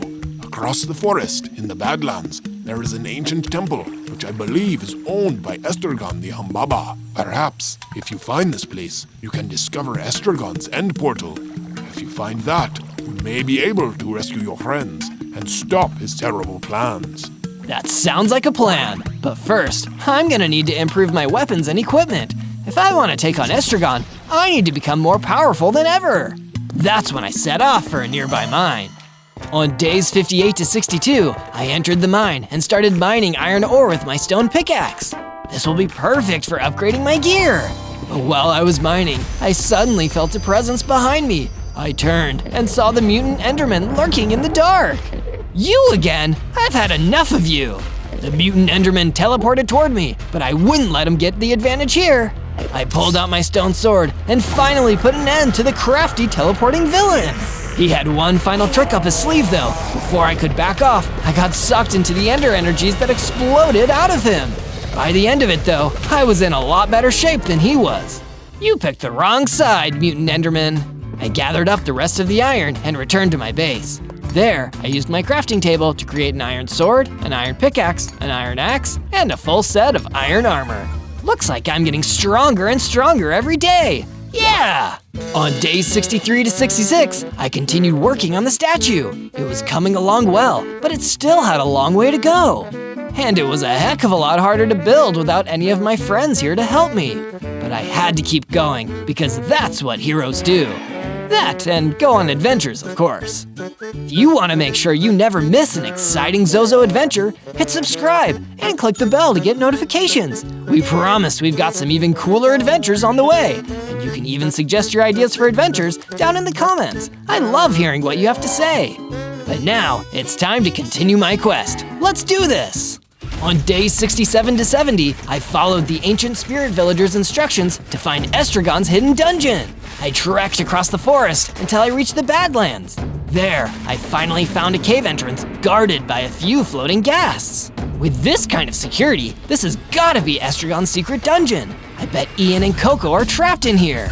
Using my impressive speed, I ran in through the cave's entrance, avoiding the fireballs blasted at me by the patrolling ghasts. You can't catch me. I'm gonna get in there and save my friends. On days 71 to 74, I entered the dungeon. There were wither skeleton skulls on the floor, but suddenly, in a black puff of smoke, they reanimated into wither skeletons. Great! More enemies, just what I wanted. Pulled out my iron sword and started dueling the wither skeletons. But they were stronger than I expected. Even iron wasn't that effective at stopping them. I jumped to a platform off the side of the bridge to make some distance between us. That sure is a long way down. The wither skeletons were hesitant to follow over the gap. Then I took a look around and noticed something sitting on the ground nearby. I couldn't believe what I was seeing. Whoa, a mace! That's one of the most powerful weapons out there. Looks like I'm getting some good luck after all. With the mace, I made short work of the wither skeleton squad, blasting them all into a pile of ebony bones. Not so tough now, huh? After defeating the wither skeletons, I noticed a gate at the back of the dungeon. I just knew that whatever I wanted, it was hiding behind that door. Let's go! On days 75 to 78, I walked through the gate at the back of the dungeon and entered Estragon's lair. The Humbaba was standing there, waiting for me, with a huge end portal on the ground behind him. I bet you're proud of yourself. You've come so far. And what a shame it'll be what happens to you in the end. Do you have any final regrets? Yeah, not taking you down sooner! I pulled out my new mace and ran toward Estragon. He tried to dodge, but I was too fast for him. All it took was one good strike, and Estragon was thrown across the room. Needless to say, he didn't seem happy. You really have gotten stronger. And I've gotten angrier. You'll see just how angry I can get if you don't tell me where I can find my friends. Oh, you'll find them. But to find them, you'll need to follow me. Estragon jumped into the end portal and disappeared. I wasn't going to let him get away, so I jumped in right after him. On days 79 to 84, I arrived in the end, where Estragon the Humbaba was already waiting for me on top of some kind of tower.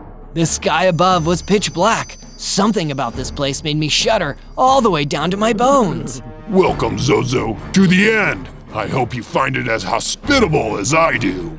Give it up, Estragon. It's over. Tell me where you're keeping my friends. Oh, they're right here, Zozo, but you'll never see them again. Isn't that just tragic? Now this creep was really making me angry. Not as weak as I used to be, Estragon. I can defeat you now. Perhaps you can, but can you beat me after this? Estragon the Humbaba started floating off the top of the tower. I could feel an energy building in the air. What was happening here? Prepare to witness true power, Zozo. In a puff of poisonous purple mist, Estragon harnessed the power of the end and transformed into an Ender Dragon, one of the most powerful enemies imaginable. This is what it's all been building to. I've harnessed the power of the end and become stronger than I could have ever hoped to be. Soon, with the help of my Endermen and my Endriophages, I will conquer the world. I'll never let you do that. You'll be too dead to stop me. Estragon the Ender Dragon fired a purple fireball at me. I had no hope of surviving like this. I ran away and hopped back into the end portal. If I couldn't figure something out soon, we'd all be doomed. On days 85 to 89, I ran back through the forest to my base. By the time I got back there, I was exhausted from the journey and from my last fight. I needed to take a nap and get my energy back. That's when I got an unexpected guest. The ancient spirit villager floated into the room and woke me up. Ancient spirit villager, what are you doing here? Seems the situation has become graver than ever, Zozo. Our shared enemy, Estragon, has taken the form of an Ender Dragon. I know that, ancient spirit villager. I saw it happen. Then you know how much is at stake, what we must do in order to stop him and save the overworld from his tyranny. You still think I can beat him? If you wish to save your friends, Ian and Coco, then you will have to. But you will need to get stronger first. Here, take this. The ancient spirit villager gave me a sharpness enchantment, which would make my mace even stronger. But if I wanted to beat this new Estragon, I needed to make my spirit stronger as well as my weapons. Feeling well rested, I went out to the statue and put on the final finishing touches. It looked amazing, just like my friend Ian. I knew when he finally saw it, he'd love it. He always was a little full of himself. That's when the ancient spirit villager appeared to me one more time. Zozo, my time is almost at an end, but I have a message to impart to you. If you wish to survive the wrath of the Ender Dragon, you must wear the ultimate armor. You will find it in a chest, hidden in the Nether Wastes. There is a portal to the Nether on the stone shores. You can do it. I believe in you. And with that, the ancient spirit villager faded away. I would need to do the rest alone. Thank you, ancient spirit villager, for everything. On days 90 to 94, I used the sharpness enchantment the spirit villager gave me on my mace to make it stronger. I took my enhanced mace and made my way to the stone shores. I could see the nether portal glowing in the distance. It's now or never. Have I made that joke before? There were a few zombies scattered along the shoreline. When they saw me, they immediately started running towards me. Thankfully, by this point, I was way too strong for them. I took them all out with my mace and ran towards the portal. Nothing is gonna stop me now. I jumped into the portal and was suddenly transported to the fiery nightmare world of the Nether. Now I've gotta find that chest. This place is way bigger than I thought. As I wandered further into the Nether Waste, I was attacked by a horde of zombified piglins, all oinking furiously. Guys, I'm just looking for the chest. I don't want any trouble. They weren't interested in listening. Instead, they all attacked me and gave me no choice but to fight back. Take this and that. My mace was so powerful now, it only took one strike each to destroy them. The biggest problem was that my mace was slow, so it took me a while to work through them all. They really should give you guys a raise. Once the zombified piglins were taken care of, I continued exploring until I found an empty bastion remnant. This must be where all those zombified piglins came from. I wonder if they were guarding something. I crept inside, and that's when I saw it, the chest. The exact thing that the ancient spirit villager told me about. I opened it up and found something amazing inside. A set of netherite armor, the strongest armor ever. This would be perfect for keeping me safe against the wrath of Estragon. With the armor in my inventory, I ran back to the portal. It was time to return to my base and prepare. Don't worry, Ian and Coco, I'm coming back for you soon. On days 95 to 96, I continued the prep for my final battle back at the base. I used my library to craft a few new enchantment books that'd give me the edge in the fight against Estragon. Even though my netherite armor was already the strongest armor you could get your hands on, it could still be stronger. I gave it the projectile protection enchantment so I could withstand anything that Estragon the Ender Dragon threw at me. But I didn't stop there. When you think dragons, you also think fire. That's exactly why I also gave my netherite armor the fire protection enchantment. You won't be able to toast me now, Estragon. But I couldn't just load all my efforts into defense. My mace was powerful, but it was also slow, and it was no good at long range. Not exactly great when your enemy can fly. That's why, just to be sure, I also made a throwing axe to keep in my inventory, just in case Estragon decided to cheat and use his wings. And to think, I started this journey as just a fun YouTuber. Now I'm a powerful dragon hunting warrior. Let's go! On days 97 to 98, I made the hard trek across the forest toward the cave where Estragon was keeping his end portal. I was nervous. After all, the Ender Dragon was one of the strongest enemies I'd ever faced. But I knew in my heart that I could win this thing and save my friends. Do you believe I can do it? Let me know down in the comments, along with what adventure you'd like me to take on next. Anytime you want more Minecraft adventures with me, Zozo, just search ZOZO for more. That's when I noticed that dark, scary dungeon right in front of me. Okay, Estragon, it's now or never. I'm gonna defeat you once and for all. On day 99, I entered the dungeon where Estragon was keeping his portal to the end. If I didn't defeat him here, he might become all-powerful and spread the Ender creatures all over the world.